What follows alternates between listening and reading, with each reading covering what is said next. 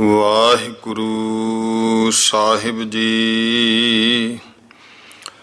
ਇੱਕ ਓੰਕਾਰ ਸਤਿਗੁਰ ਪ੍ਰਸਾਦ। ਸ੍ਰੀ ਨਾਨਕ ਅੰਗਦ ਗੁਰੂ ਅਮਰਦਾਸ ਪਦ ਬੰਦ। ਰਾਮਦਾਸ ਅਰਜਨ ਗੁਰੂ ਬਾਰ ਸ੍ਰੀ ਹਰਿ ਗੋਬਿੰਦ।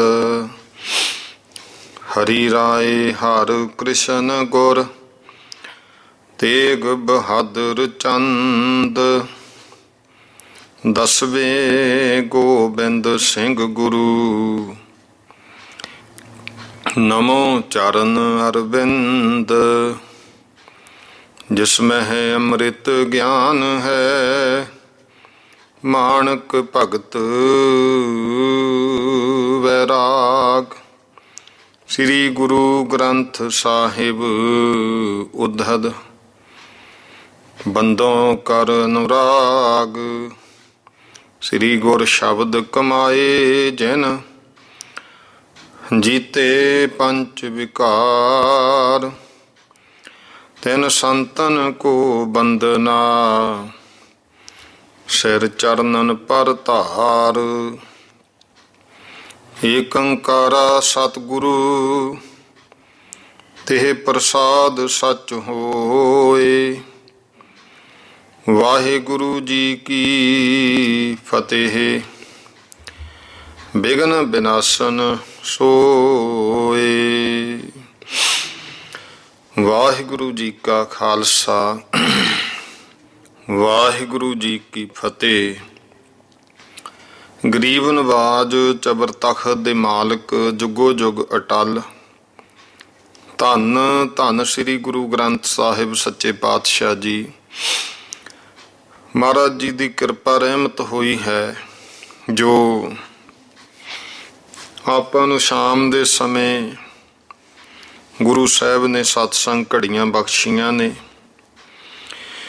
ਗੁਰੂ ਪਾਤਸ਼ਾਹ ਨੇ ਆਪਣੇ ਤੇ ਬਹੁਤ ਮਿਹਰ ਕੀਤੀ। ਜਿਨ੍ਹਾਂ ਤੇ ਸਤਿਗੁਰੂ ਤਰਸ ਕਰਦਾ ਹੈ ਤਾਂ ਉਹਨਾਂ ਨੂੰ ਫਿਰ ਆਪਣੇ ਚਰਨਾਂ ਵਿੱਚ ਬੈਠਣ ਦਾ ਸਮਾਂ ਬਖਸ਼ਦਾ ਹੈ। ਸ਼ਾਮ ਦਾ ਸਮਾਂ ਜੋ ਗੁਰੂ ਘਰਾਂ ਦੀ ਮਰਜ਼ਾਦਾ ਅਨੁਸਾਰ ਕਥਾ ਦਾ ਸਮਾਂ ਹੈ। ਪੰਥ ਦੇ ਮਹਾਨ ਵਿਦਵਾਨ ਪੰਥ ਰਤਨ ਗਿਆਨੀ ਗਿਆਨ ਸਿੰਘ ਜੀ ਉਹਨਾਂ ਦੁਆਰਾ ਰਚਿਤ ਤਵਾਰੀਖ ਗੁਰੂ ਖਾਲਸਾ ਗ੍ਰੰਥ ਦੀ ਆਪਾਂ ਲੜੀਵਾਰ ਜੋ ਕਥਾ ਜੋ ਕਿ ਵਾਰਤਕ ਸੰਖੇਪ ਸਾਖੀਆਂ ਹਨ ਸਰਵਣ ਕਰ ਰਹੇ ਹਾਂ। ਉਹ ਕੱਲ ਆਪਾਂ ਇੱਥੇ ਤੱਕ ਕਥਾ ਕਿ ਗੁਰੂ ਪਾਤਸ਼ਾਹ ਮਹਾਰਾਜੋਂ ਸਤਿਗੁਰੂ ਜੀ ਆਗਰੇ ਤੱਕ ਪਹੁੰਚੇ ਨੇ। ਦੱਖਣ ਵੱਲ ਨੂੰ ਗੁਰੂ ਮਹਾਰਾਜ ਜਾ ਰਹੇ ਨੇ, ਜਿੱਥੇ ਫਿਰ ਸਤੀ ਪ੍ਰਥਾ ਦੇ ਪ੍ਰਤੀ ਵੀ ਮਹਾਰਾਜ ਜੀ ਨੇ ਉਪਦੇਸ਼ ਦਿੱਤਾ ਔਰ ਨਾਲ ਹੀ ਗੁਰੂ ਕੇ ਸਿੱਖਾਂ ਨੇ ਗੁਰਮੰਤਰ ਲਿਆ। ਕੇਸ ਰੱਖਣ ਦਾ ਹੁਕਮ ਜਦੋਂ ਹੋਇਆ ਤਾਂ ਇੱਕ ਨੌਨਿਧ ਰਾਏ ਖੱਤਰੀ ਤੇ ਕਪੂਰਾ ਜੜੀਆ ਉਸਨੇ ਜੋ ਬੇਨਤੀ ਕੀਤੀ ਉਹਨਾਂ ਨੂੰ ਫਿਰ ਮਹਾਰਾਜ ਜੀ ਨੇ ਇਉਂ ਕੇਸਾਂ ਦਾ ਮਹੱਤਵ ਦੱਸਿਆ। ਫਿਰ ਗੁਰੂ ਪਾਤਸ਼ਾਹ ਮਹਾਰਾਜ ਨੇ ਉਪਦੇਸ਼ ਦਿੱਤਾ ਕਿ ਕਿਵੇਂ ਗੁਰਸਿੱਖ ਨੇ ਨਿਤ ਨਿਮਿਤ ਕਰਮ ਕਰਨੇ ਹਨ ਔਰ ਪਰਮੇਸ਼ਰ ਦੇ ਅਕਾਲ ਪੁਰਖ ਦੇ ਲੜ ਲੱਗਣਾ ਹੈ। ਫਿਰ ਜਿਹੜਾ ਕਪੂਰ ਚੰਦ ਜੜੀਆ ਤੇ ਖੱਤਰੀ ਨੌਨਿਧ ਰਾਏ ਔਰ ਭਾਈ ਧਰਮਦਾਸ ਇਤਿਆਦਿਕ ਅਨੇਕਾਂ ਸਿੱਖਾਂ ਨੇ ਬੇਨਤੀ ਕੀਤੀ, ਸੱਚੇ ਪਾਤਸ਼ਾਹ ਇਹ ਜੋ ਤੁਸਾਂ ਨਵੀਨ ਪੰਥ ਚਲਾਇਆ ਹੈ ਇਸ ਦਾ ਔਰ ਸਿੱਖਾਂ ਨੂੰ ਸ਼ਾਸਤਰ ਫੜਾਉਣ ਦਾ ਕੀ ਕਾਰਨ ਹੈ। ਇਹ ਪ੍ਰਸ਼ਨ ਸੁਣ ਕਰਕੇ ਕਲਗੀਧਰ ਜੀ ਕਹਿਣ ਲੱਗੇ, ਭਾਈ ਸਿੱਖੋ 600 ਸਾਲ ਬਰਸ ਤੋਂ ਜਦ ਤੋਂ ਮੁਹੰਮਦੀਆਂ ਦਾ ਰਾਜ ਹੋਣੇ ਕਰਕੇ ਭਾਰਤ ਵਰਸੀਆਂ ਵਿੱਚ ਸੂਰਬੀਰਤਾ ਇਹ ਗਰੀਖਮ ਦਾ ਜੜ ਆ। ਗਰੀਖਮ ਰੁੱਤ ਜਿਵੇਂ ਸਿਆਲ ਦੀ ਰੁੱਤ ਦਾ ਜਾਡਾ ਕਹੀਏ ਪਾਲਾ, ਕਹਿੰਦੇ ਇਸ ਤਰ੍ਹਾਂ ਰਹਿ ਗਈ ਹੈ। ਤੇ ਤੁਰਕਾਂ ਬਘਿਆੜਾਂ ਅੱਗੇ ਬੱਕਰੀਆਂ ਭੇਡਾਂ ਬਣ ਰਹੇ ਨੇ, ਭੋਰਾ ਭਰ ਵੀ ਕੰਨ ਨਹੀਂ ਹਿਲਾਉਂਦੇ। ਤੁਰਕਾਂ ਜ਼ਾਲਮਾਂ ਨੇ ਹਿੰਦਵਾਇਣ ਦਾ ਕੋਈ ਕਰਮ ਧਰਮ ਦੀਨ ਇਮਾਨ ਹਿੰਦੂਆਂ ਵਿੱਚ ਕਾਇਮ ਨਹੀਂ ਰਹਿਣ ਦਿੱਤਾ, ਸਭ ਛੀਨ ਕਰ ਸੁੱਟੇ ਨੇ। ਜਿਸ ਕੌਮ ਦਾ ਧਰਮ ਨਹੀਂ ਰਹਿੰਦਾ ਫਿਰ ਉਹ ਕੌਮ ਵੀ ਨਹੀਂ ਰਹਿੰਦੀ। ਇਸ ਕੌਮ ਨੂੰ ਕਾਇਮ ਰੱਖਣ ਦੇ ਵਾਸਤੇ ਇਹ ਖਾਲਸਾ ਪੰਥ ਸਿੰਘ ਰੂਪ ਅਸਾਂ ਰਚਿਆ ਹੈ ਅਤੇ ਸ਼ਾਸਤਰ ਫੜਾ ਕਰਕੇ ਸੂਰਬੀਰਤਾ ਭਰੀ ਹੈ।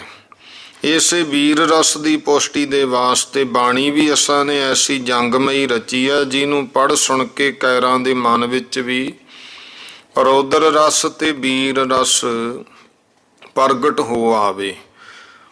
ਸੋ ਤੁਸੀਂ ਦੇਖ ਦੇਖ ਕੇ ਸੁਣਦੇ ਹੋਵੋਗੇ ਜੋ ਕੁਛ ਸਾਡੇ ਸਿੰਘਾਂ ਨੇ ਆਨੰਦਪੁਰ ਔਰ ਮੁਕਤਸਰ ਦੇ ਜੰਗ ਵਿੱਚ ਤੁਰਕਾਂ ਦੇ ਦੰਦ ਤੋੜ ਕੇ ਨਿਕਾਰੇ ਕਰਕੇ ਦਿਖਾਇਆ। ਹੁਣ ਦੇਖ ਲਓ ਔਰੰਗਜ਼ੇਬ ਦੇ ਜਿਹੜੇ ਪੁੱਤਰ ਨੇ, ਇਹਨਾਂ ਵਿੱਚੋਂ ਜਿਹਦੀ ਸਹਾਇਤਾ ਦੇ ਵਿੱਚ ਖਾਲਸਾ ਖੜਾ ਹੋਇਆ ਹੈ, ਉਸੇ ਨੂੰ ਹੀ ਜਿਹੜੀ ਫਤਿਹ ਹੈ ਉਹ ਪ੍ਰਾਪਤ ਹੋਈ ਹੈ। ਇਹ ਸਭ ਮਹਾਰਾਜ ਕਹਿਣ ਲੱਗੇ ਕਿ ਸ਼ਾਸਤਰ ਵਿਦਿਆ ਦੇ ਅਭਿਆਸ ਤੇ ਸਿੰਘ ਸਦਕੇ ਸਾਡੀ ਕ੍ਰਿਤ, ਵੀਰ ਰਸਮਈ ਬਾਣੀ ਪੜ੍ਹਨੇ ਸੁਣਨੇ ਦਾ ਪ੍ਰਤਾਪ ਹੈ। ਤਾਂ ਤੇ ਤੁਸੀਂ ਵੀ ਸ਼ਾਸਤਰ ਵਿਦਿਆ ਸਿੱਖੋ ਤੇ ਵੀਰ ਰਸ ਵਧਾਉਣ ਵਾਲੀ ਬਾਣੀ ਪੜ੍ਹੋ। ਹੁਣ ਇਹ ਵੀਰ ਰਸ ਵਧਾਉਣ ਵਾਲੀ ਬਾਣੀ ਕੋਈ ਪੁੱਛੇ ਵੀ ਇਹ ਕਿੱਥੋਂ ਪੜ੍ਹੀਏ ਜੀ? ਜਿੱਥੇ ਆਪਾਂ ਗੁਰੂ ਗ੍ਰੰਥ ਸਾਹਿਬ ਮਹਾਰਾਜ ਜੀ ਦੀ ਬਾਣੀ ਪੜ੍ਹਦੇ ਹਾਂ ਉੱਥੇ ਵੀਰ ਰਸ ਵਧਾਉਣ ਲਈ ਦਸਮ ਗ੍ਰੰਥ ਦੇ ਵਿੱਚ ਗੁਰੂ ਗੋਬਿੰਦ ਸਿੰਘ ਜੀ ਪਾਤਸ਼ਾਹ ਮਹਾਰਾਜ ਨੇ ਬੇਅੰਤ ਬਾਣੀਆਂ ਰਚੀਆਂ ਹਨ। ਤੋ ਮਹਾਰਾਜ ਨੇ ਸਾਨੂੰ ਹੁਕਮ ਵੀ ਕੀਤਾ, ਭਾਈ ਇਹ ਵੀਰ ਰਸੀ ਬਾਣੀ ਪੜ੍ਹੋਗੇ ਜੀ ਤੋਂ ਧਰਮ ਦੀ ਫਿਰ ਉੱਨਤੀ ਹੋ ਜਾਵੇ। ਇਸੇ ਵਾਸਤੇ ਅਸੀਂ ਚੌਹਾਂ ਵਰਨਾਂ ਦਾ ਭੇਦ ਭਰਮ ਖੋ ਕੇ ਇੱਕ ਰੂਪ ਛਤਰੀ ਵਰਣ ਖਾਲਸਾ ਬਣਾਇਆ ਹੈ, ਜਿਸ ਤੋਂ ਇਹ ਇੱਕ ਮੁੱਠ ਹੋ ਕਰਕੇ ਧਰਮ ਵਿਰੋਧੀਆਂ ਦੀ ਜੜ ਉਖੇੜੇਗਾ। ਇਹੋ ਜਿਹੇ ਬਚਨ ਤੇ ਸੰਗਤ ਨੂੰ ਧਰਮ ਅਰਥ ਕਾਮ ਮੋਕਸ਼ ਇਤਿਆਦਿਕ ਉਪਦੇਸ਼ ਮਹਾਰਾਜ ਹਮੇਸ਼ਾ ਕਰਦੇ ਰਹੇ, ਜਿਸ ਤੋਂ ਸਤਸੰਗ ਦਾ ਰੰਗ ਸਿੱਖਾਂ ਨੂੰ ਚੜ੍ਹਦਾ ਰਿਹਾ। ਇੱਕ ਦਿਨ ਰਾਏ ਨੌਨਿਧ ਨੇ ਬੇਨਤੀ ਕੀਤੀ ਕਿ ਹੇ ਸਤਿਗੁਰੂ, ਆਪ ਨੇ ਜੋ ਆਖਿਆ ਸੀ ਕਿ ਪਹਿਲੇ ਸਭ ਦੇ ਕੇਸ ਦਾੜੀ ਰੱਖੇ ਹੋਏ ਹੁੰਦੇ ਸਨ, ਕੋਈ ਵੀ ਨਹੀਂ ਮਨਾਉਂਦਾ ਸੀ, ਸੋ ਇਹ ਮੁੰਡਨ ਦਾ ਰਿਵਾਜ ਕਦੋਂ ਤੇ ਕਿਸ ਪ੍ਰਕਾਰ ਚੱਲਿਆ ਹੈ? ਗੁਰੂ ਸਾਹਿਬ ਕਹਿਣ ਲੱਗੇ, ਭਾਈ ਸਿੱਖਾ, ਇਹੋ ਹੀ ਬਾਤ ਸਾਥੋਂ ਇੱਕ ਵਾਰੀ ਸਾਈਂ ਹੁਸੈਨ ਖਾਂ ਨੇ ਤੇ ਯਾਰ ਖਾਂ ਪਠਾਨ ਨੇ ਪੁੱਛੀ ਸੀ, ਜੋ ਕਿ ਜਵਨਾਂ ਦੇ ਜਿਹੜਾ ਜਵਨ ਭਾਵ ਤੁਰਕ, ਇਹਨਾਂ ਦਾ ਜੋ ਪੈਗੰਬਰ ਇਬਰਾਹੀਮ, ਉਸ ਤੋਂ ਇਹ ਜਵਨਾਂ ਦੇ ਵਿੱਚ ਕੁਰੀਤੀ ਚੱਲੀ ਹੈ, ਜਿਹਦਾ ਕਾਰਨ ਇਹ ਹੋਇਆ ਕਿ ਇਬਰਾਹੀਮ ਅਰਬ ਦੇਸ਼ ਦਾ ਰਾਜਾ ਸੀ। ਉਸ ਨੇ ਇੱਕ ਹੋਰ ਇਸਤਰੀ ਉੱਤੇ ਮੋਹਿਤ ਹੋ ਕਰਕੇ ਜਦ ਉਸ ਨੂੰ ਆਪਣੇ ਘਰ ਲਿਆਉਣਾ ਚਾਹਿਆ ਤਾਂ ਉਸ ਮਕਾਰ ਨੇ ਆਖਿਆ, ਜੇ ਤੂੰ ਆਪਣੀ ਪਹਿਲੀ ਇਸਤਰੀ ਨੂੰ ਤੀਵੀਂ ਨੂੰ ਘਰੋਂ ਕੱਢ ਕੇ ਇਹ ਨੇਮ ਧਰਮ ਕਰ ਲਵੇਂ ਤੇ ਲਿਖਤ ਪਾ ਦੇਵੇਂ ਕਿ ਮੈਂ ਫੇਰ ਕਦੇ ਉਸ ਨੂੰ ਅੰਗ ਨਹੀਂ ਛੁਹਾਵਾਂਗਾ, ਤੇ ਅੰਗ ਭੇੜਾਂ ਤਾਂ ਮੈਨੂੰ ਇਖਤਿਆਰ ਹੈ ਕਿ ਮੇਰਾ ਉਹ ਅੰਗ ਤੂੰ ਕਟਾ ਸਕਦੀ ਹੈ। ਦੇਖੋ ਮਹਾਰਾਜ ਕਹਿੰਦੇ ਕਾਮਦੇਵ ਦੇ ਵਸ ਹੋਏ ਇਬਰਾਹੀਮ ਨੇ ਉਸ 12 ਤਾਲੀ ਦੇ ਫੰਦੇ ਵਿੱਚ ਫਸ ਕਰਕੇ ਉਹ ਲਿਖਤ ਪਾਤੀ ਔਰ ਪਹਿਲੀ ਸੁਪਤਨੀ ਨੂੰ ਘਰੋਂ ਕੱਢਿਆ ਤੇ ਉਹ ਵਿਚਾਰੀ ਪੇਕੇ ਜਾ ਕੇ ਰਹੀ। 5-6 ਸਾਲ ਪਿੱਛੋਂ ਇੱਕ ਦਿਨ ਇਬਰਾਹੀਮ ਜਦ ਕਿਸੇ ਵਿਆਹ ਸ਼ਾਦੀ ਦੇ ਸਮੇਂ ਆਪਣੇ ਸਹੁਰੇ ਘਰ ਗਿਆ ਤਾਂ ਉੱਥੇ ਆਪਣੀ ਪਹਿਲੀ ਇਸਤਰੀ ਉਸ ਨੂੰ ਮਿਲਿਆ। ਫਿਰ ਜਦੋਂ ਉੱਥੋਂ ਮੁੜ ਕੇ ਆਪਣੇ ਘਰ ਮੱਕੇ ਸ਼ਹਿਰ ਆਇਆ ਤਾਂ ਉਹ ਜਿਹੜੀ 13 ਤਾਲੀ ਨਾਰ ਸੀ ਉਹਨੇ ਪਿਆਰ ਕਰਨ ਲੱਗੇ ਪੈਗੰਬਰ ਨੂੰ ਆਖਿਆ, ਜੋ ਕੋਈ ਆਪਣੇ ਕੌਲ ਕਰਾਰ ਵਿਸਾਰ ਦੇਵੇ ਤੇ ਉਹਨੂੰ ਦੱਸੋ ਕੀ ਸਜ਼ਾ ਹੋਣੀ ਚਾਹੀਦੀ ਹੈ। ਤੇ ਉਸ ਮਧਾਂਤ ਪੈਗੰਬਰ ਨੇ ਇਹ ਕਹਿਤਾ ਕਿ ਹਾਂ ਬੇਸ਼ੱਕ ਐਸੇ ਆਦਮੀ ਨੂੰ ਪੱਕੀ ਸਜ਼ਾ ਦਿੱਤੀ ਜਾਵੇ ਤਾਂ ਕਿ ਅੱਗੇ ਤੋਂ ਹੋਰਨਾਂ ਨੂੰ ਕੰਨ ਹੋ ਜਾਣ। ਇਹ ਇਕਰਾਰ ਪੈਗੰਬਰ ਤੋਂ ਕਰਾ ਕੇ ਉਸਨੇ ਪ੍ਰਗਟ ਕਰ ਦਿੱਤਾ ਕਿ ਆਪਨੇ ਆਪਣੇ ਨੇਮ ਧਰਮ ਕੌਲ ਕਰਾਰ ਹਾਰ ਕੇ ਆਪਣੀ ਪਹਿਲੀ ਇਸਤਰੀ ਨਾਲ ਸੰਬੰਧ ਬਣਾਏ। ਇਸ ਵਾਸਤੇ ਆਪ ਨੂੰ ਸਜ਼ਾ ਹੋਣੀ ਚਾਹੀਦੀ ਹੈ। ਤੋ ਪੈਗੰਬਰ ਨੇ ਹੱਥ ਜੋੜ ਕੇ ਆਖਿਆ ਵੀ ਹਾਂ, ਤੂੰ ਸੱਚੀ ਹੈ, ਮੈਂ ਝੂਠਾ ਹਾਂ। ਜਿਹੀ ਸਜ਼ਾ ਤੂੰ ਦੇਣੀ ਚਾਹੁੰਦੇ ਹੋ ਨਿਸ਼ੰਗ ਦੇ, ਪਰ ਐਸਾ ਕੰਮ ਕਰ ਜਿਸ ਤੋਂ ਮੈਂ ਸੰਸਾਰ ਵਿੱਚ ਲਾਇਕ ਵੀ ਰਹਾ। ਤਦ ਪੈਗੰਬਰ ਦੀ ਦੀਨਤਾ ਸੁਣ ਕੇ ਦੀਰਘ ਦ੍ਰਿਸ਼ਟੀ ਵਿਚਾਰ ਕਰਕੇ ਪੈਗੰਬਰ ਦੇ ਉਹ ਅੰਗਾਂ ਨੂੰ ਜੋ ਔਰਤ ਨਾਲ ਸੰਬੰਧਿਤ ਹੋਏ ਉਹ ਸਾਰੇ ਕੱਟੇ ਗਏ। ਇਸ ਕਰਕੇ ਫਿਰ ਮੁੱਛਾਂ ਤੇ ਸਿਰ ਦੇ ਕੇਸਾਂ ਦੀਆਂ ਲਿਟਾਂ ਔਰ ਸੁੰਨਤ, ਉਸ ਸਮੇਂ ਅਰਬੀ ਲੋਕ ਗਲ ਵਿੱਚ ਕੰਨਾਂ ਪਾਸ ਉਹ ਲਿਟਾਂ ਜਿਹੜੀਆਂ ਲਟਕਾ ਕੇ ਰੱਖਦੇ ਹੁੰਦੇ ਸੀ। ਛਾਤੀ ਦੇ ਰੋਮ ਕਟਵਾਏ। ਇਬਰਾਹੀਮ ਨੇ ਆਪਣੀ ਇਹ ਸ਼ਰਮਿੰਦਗੀ ਦੂਰ ਕਰਨ ਦੇ ਵਾਸਤੇ ਇਹੋ ਹੀ ਸ਼ਰ੍ਹਾ ਫਿਰ ਸਾਰੇ ਅਰਬ ਦੇਸ਼ ਦੇ ਵਿੱਚ ਪੂਰੇ ਜ਼ੋਰ ਨਾਲ ਚਲਾਤੀ ਕਿ ਇਹ ਤਾਂ ਮੁਸਲਮਾਨੀ ਸ਼ਰ੍ਹਾ ਹੈ ਜਿਹੜੀ ਮੈਂ ਪੂਰੀ ਕੀਤੀ ਹੈ। ਦੇਖੋ, ਜਿਸ ਦੰਡ ਨੂੰ ਉਹਦੇ ਚੇਲਿਆਂ ਨੇ ਆਪਣੇ ਧਰਮ ਦੀ ਸ਼ਰ੍ਹਾ ਬਣਾ ਕੇ, ਮਰਜ਼ਾਦਾ ਬਣਾ ਕੇ ਪ੍ਰਵਿਰਤ ਕਰ ਲਿਆ। ਇਸੇ ਤਰ੍ਹਾਂ ਹੀ ਮਹਾਰਾਜ ਕਹਿਣ ਲੱਗੇ, ਹਿੰਦੂਆਂ ਦੇ ਵਿੱਚ ਪਰਸਰਾਮ ਬੜਾ ਭਾਰੀ ਸੂਰਵੀਰ ਬ੍ਰਾਹਮਣ ਰਾਜਾ ਹੋਇਆ। ਉਸ ਦੇ ਬਾਪ ਨੂੰ ਸਹੰਸਰ ਬਾਹੂ ਛਤਰੀ ਰਾਜੇ ਨੇ ਮਾਰਿਆ ਸੀ। ਇਸ ਕਰਕੇ ਪਰਸਰਾਮ ਨੇ ਸਾਰੇ ਛਤਰੀਆਂ ਨੂੰ ਮਾਰਨ ਦੀ ਸਹੁੰ ਖਾ ਕੇ ਅਨੇਕਾਂ ਵਾਰੀ ਛਤਰੀਆਂ ਨੂੰ ਮਾਰਿਆ। ਆਪਣੀ ਕੌਮ ਨੂੰ ਰਾਜ ਭੁਗਾਉਂਦਾ ਰਿਹਾ। ਉਸ ਸਮੇਂ ਜੋ ਜੋ ਸ਼ਰ੍ਹਾ ਚਾਹੀਦੀ ਸੀ, ਜੀ ਤੋਂ ਸਾਰੀ ਬ੍ਰਾਹਮਣਾਂ ਦੀ ਕੌਮ ਨੂੰ ਹਮੇਸ਼ਾ ਨਫਾ ਪਹੁੰਚਦਾ ਰਹੇ, ਸੋ ਸਰਬ ਤਰ੍ਹਾਂ ਦੀ ਪਰਜਾ ਉੱਤੇ ਕਾਇਮ ਕਰ ਲਈ, ਜੋ ਅਜੇ ਤੱਕ ਅੱਜ ਤੱਕ ਚੱਲੀ ਆ ਰਹੀ ਹੈ। ਉਸ ਸਮੇਂ ਪਰਸਰਾਮ ਨੇ ਬੇਅੰਤ ਲੋਕਾਂ ਦੇ, ਜਿਨ੍ਹਾਂ ਨੇ ਉਹਦੇ ਅੱਗੇ ਸਿਰ ਝੁਕਾਏ, ਤੇ ਉਹ ਸਿਰ ਕੱਟਣ ਦੀ ਥਾਂ ਜੂੜੇ ਕੱਟ ਕੇ ਆਪਣੀ ਕ੍ਰੋਧੀ ਅੱਗ ਨੂੰ ਠੰਡਾ ਕੀਤਾ। ਕਿਉਂਕਿ ਧਰਮ ਸ਼ਾਸਤਰ ਦੇ ਵਿੱਚ ਕੇਸਾਂ ਦੇ ਜੂੜੇ ਦਾ ਕੱਟੇ ਜਾਣਾ ਸਿਰ ਦੇ ਕੱਟੇ ਜਾਣ ਦੇ ਬਰਾਬਰ ਲਿਖਿਆ ਹੋਇਆ ਹੈ। ਇਸੇ ਤਰ੍ਹਾਂ ਹੀ ਉਦੋਂ ਪਿੱਛੋਂ ਫਿਰ ਮਹਾਨੰਦ ਮਹਾਰਾਜ ਕਹਿੰਦੇ ਇੱਕ ਰਾਜਾ ਬੜਾ ਜ਼ੋਰ ਵਾਲਾ ਹੋਇਆ, ਉਸ ਨੇ ਜੱਗ ਕੀਤਾ ਤੇ ਉਹਦੀ ਛੋਟੀ ਰਾਣੀ ਨੇ ਆਪਣੇ ਪੁੱਤਰ ਨੂੰ ਰਾਜ ਗੱਦੀ ਦੇ ਯੋਗ ਕਰਨ ਵਾਸਤੇ ਬ੍ਰਾਹਮਣਾਂ ਨੂੰ ਲੋਭ ਦੇ ਕੇ ਸੌਂਕਣ ਦੇ ਬੇਟੇ ਜਵਾਹਰ ਨੂੰ ਬ੍ਰਾਹਮਣਾਂ ਤੋਂ ਜ਼ਹਿਰ ਦਵਾ ਕੇ ਮਰਵਾਤਾ ਸੀ। ਜੀ ਤੋਂ ਖਿੱਝ ਕੇ ਰਾਜੇ ਨੇ ਫਿਰ ਉਹਨਾਂ ਦੇ ਜਿਹੜੇ ਜੂੜੇ ਸਨ ਉਹ ਕਟਵਾ ਕੇ ਛਡਾਤੇ। ਉਹਨਾਂ ਵਿਪਰਾਂ ਦੇ ਭਾਈ ਬੰਧੂ ਜਦੋਂ ਵੈਦਿਕ ਮੰਤਰਾਂ ਨਾਲ ਰਾਜੇ ਨੂੰ ਮਾਰਨ ਲਈ ਅਨੁਸ਼ਠਾਨ ਕਰਨ ਲੱਗੇ ਤਾਂ ਰਾਜੇ ਨੇ ਉਹਨਾਂ ਸਾਰਿਆਂ ਦੇ ਕੇਸ ਇਸ ਵਾਸਤੇ ਕਟਾਤੇ ਤਾਂ ਕਿ ਇਹਨਾਂ ਦਾ ਮੰਤਰ ਨਾ ਫੁਰੇ। ਕਿਉਂਕਿ ਮਹਾਰਾਜ ਕਹਿੰਦੇ, ਭਾਈ ਜੋ ਕੇਸ ਕੱਟੇ ਹੋਏ ਪੁਰਸ਼ ਦਾ ਮੰਤਰ ਨਹੀਂ ਫੁਰਦਾ ਹੈ। ਇਸ ਵਾਸਤੇ ਅਨੁਸ਼ਠਾਨ ਅਰਥਾਤ ਅਨੁਸ਼ਠਾਨ ਕਹਿੰਦੇ ਨੇ ਮੰਤਰ ਸਾਧਣ ਦਾ ਸਮਾਂ, ਤੇ ਉਹ ਫਿਰ ਬ੍ਰਹਮਚਾਰਯ ਧਾਰਨ ਕੀਤਾ ਜਾਂਦਾ ਹੈ। ਜਦ ਇਸੇ ਭਾਂਤ ਬਹੁਤ ਸਾਰੇ ਵਿਪਰ ਹੋ ਗਏ, ਫਿਰ ਤਾਂ ਉਹਨਾਂ ਨੇ ਨਾ ਕੱਟੇ ਦੀ ਕਹਾਣੀ ਵਾਂਗੂ ਉਲਟਾ ਕੇਸਾਂ ਦੇ ਕੱਟਣ ਦੀ ਮਹਿਮਾ ਸ਼ਾਸਤਰਾਂ ਵਿੱਚ ਲਿਖ ਮਾਰੀ। ਕਿਉਂਕਿ ਉਸ ਸਮੇਂ ਵਿਦਿਆ ਇਹਨਾਂ ਦੀ ਹੀ ਕੌਮ ਵਿੱਚ ਸੀ, ਹੋਰ ਕੌਮਾਂ ਨੂੰ ਪੜ੍ਹਨ ਦੀ ਐਡੀ ਰੋਕ ਕਰ ਛੱਡੀ ਸੀ ਕਿ ਜੇ ਕੋਈ ਪੜ੍ਹਦਾ ਸੀ ਉਹਦੇ ਮੂੰਹ ਵਿੱਚ, ਔਰ ਜੇ ਕੋਈ ਸੁਣਦਾ ਸੀ ਉਹਦੇ ਕੰਨਾਂ ਦੇ ਵਿੱਚ ਸਿੱਕਾ ਢਾਲ ਦੇਣਾ ਯੋਗ ਹੈ, ਇਉਂ ਕਹਿੰਦੇ। ਬਲਕਿ ਜਪ ਤਪ ਕਰਨ ਵਾਲੇ ਨੂੰ ਵੀ ਵਿਪਰ ਮਰਵਾ ਛੱਡਦੇ ਸੀ। ਦੇਖੋ, ਰਮਾਇਣ ਪੜ੍ਹ ਕੇ ਉਸ ਸਮੇਂ ਤੋਂ ਹਿੰਦੂਆਂ ਵਿੱਚ ਕੇਸ ਕਟਾਉਣ ਦਾ ਰਿਵਾਜ ਪੈ ਗਿਆ, ਜਿਸ ਤੋਂ ਇਹ ਕੌਮ ਪਰਮੇਸ਼ਰ ਦੀ ਰਚਨਾ ਮਿਟਣ ਦੇ ਗੁਨਾਹ ਬਦਲੇ ਗੈਰ ਕੌਮਾਂ ਦੀ ਗੁਲਾਮ ਬਣ ਗਈ। ਸੋ ਜੇਕਰ ਹੁਣ ਵੀ ਇਹ ਕੌਮ ਇੱਕ ਮੁੱਠ ਹੋ ਕਰਕੇ ਮਹਾਰਾਜ ਕਹਿੰਦੇ ਕੇਸਾ ਧਾਰੀ ਹੋ ਜਾਵੇ, ਤਾਂ ਫਿਰ ਸਾਰੀਆਂ ਕੌਮਾਂ ਦੀ ਸਰਤਾਜ ਤੇ ਬਾਦਸ਼ਾਹ ਬਣ ਸਕਦੀ ਹੈ। ਤਾਂ ਹੀ ਅਸੀਂ ਕੇਸਾ ਧਾਰੀ ਪੰਥ ਸਾਜਿਆ ਹੈ। ਇਹ ਬਚਨ ਸੁਣ ਕੇ ਸਭ ਲੋਕ ਖੁਸ਼ ਹੋਏ ਤੇ ਗੁਰੂ ਕੀ ਸ਼ਰ੍ਹਾ ਨੂੰ ਸੱਚੀ ਮੰਨ ਕੇ ਸਿੱਖ ਬਣੇ। ਗੁਰੂ ਸਾਹਿਬ ਜੀ ਦੇ ਕੋਲੇ ਸਾਸੰਗ ਕਰਨ ਵਾਸਤੇ ਖਾਨਖਾਨੇ ਦੇ ਹਮੇਸ਼ਾ ਆਉਣ ਕਰਕੇ ਹੋਰ ਵੀ ਹਿੰਦੂ, ਤੁਰਕ, ਕਾਜੀ, ਮੁੱਲਾ, ਪੰਡਤ, ਪਾਂਧੇ ਜੋ ਬਹੁਤ ਆਉਣ ਲੱਗ ਪਏ।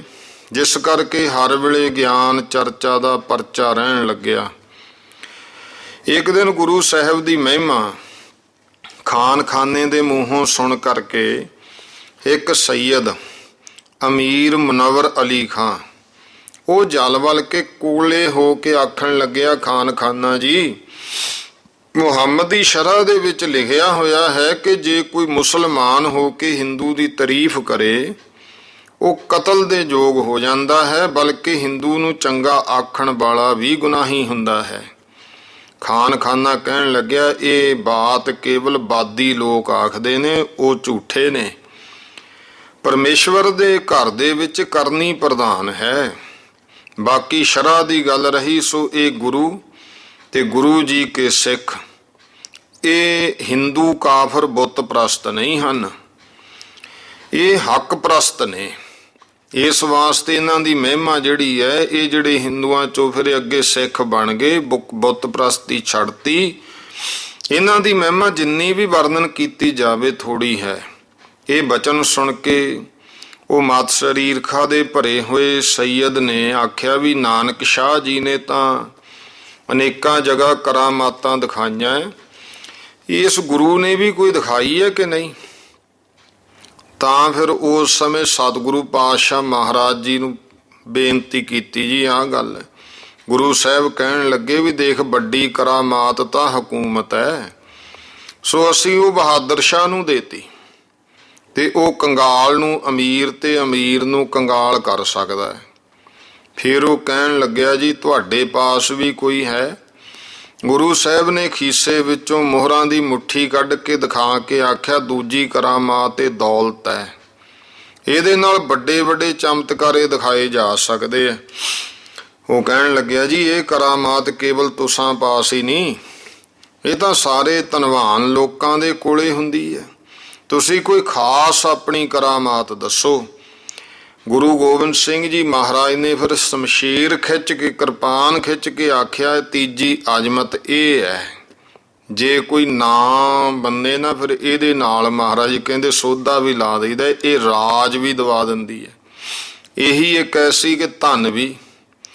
ਮਹਾਰਾਜ ਨੇ ਜਦੋਂ ਐਸਾ ਕਿਹਾ, ਜਦੋਂ ਫਿਰ ਵੀ ਉਹ ਮੂਰਖ ਚੁੱਪ ਨਾ ਕੀਤਾ, ਗੁਰੂ ਸਾਹਿਬ ਦੀ ਮਰਜ਼ੀ ਦੇਖ ਕਰਕੇ ਫਿਰ ਭਾਈ ਦੀਪ ਸਿੰਘ ਜੀ ਨੇ, ਜਿਨ੍ਹਾਂ ਨੂੰ ਬਾਬਾ ਦੀਪ ਸਿੰਘ ਜੀ ਕਹਿੰਦੇ, ਭਾਵੇਂ ਇਹ ਫਿਰ ਗੁਰੂ ਸਾਹਿਬ ਜੀ ਨੇ ਦਮਦਮਾ ਸਾਹਿਬ ਹੀ ਭੇਜ ਦਿੱਤੇ ਸਨ।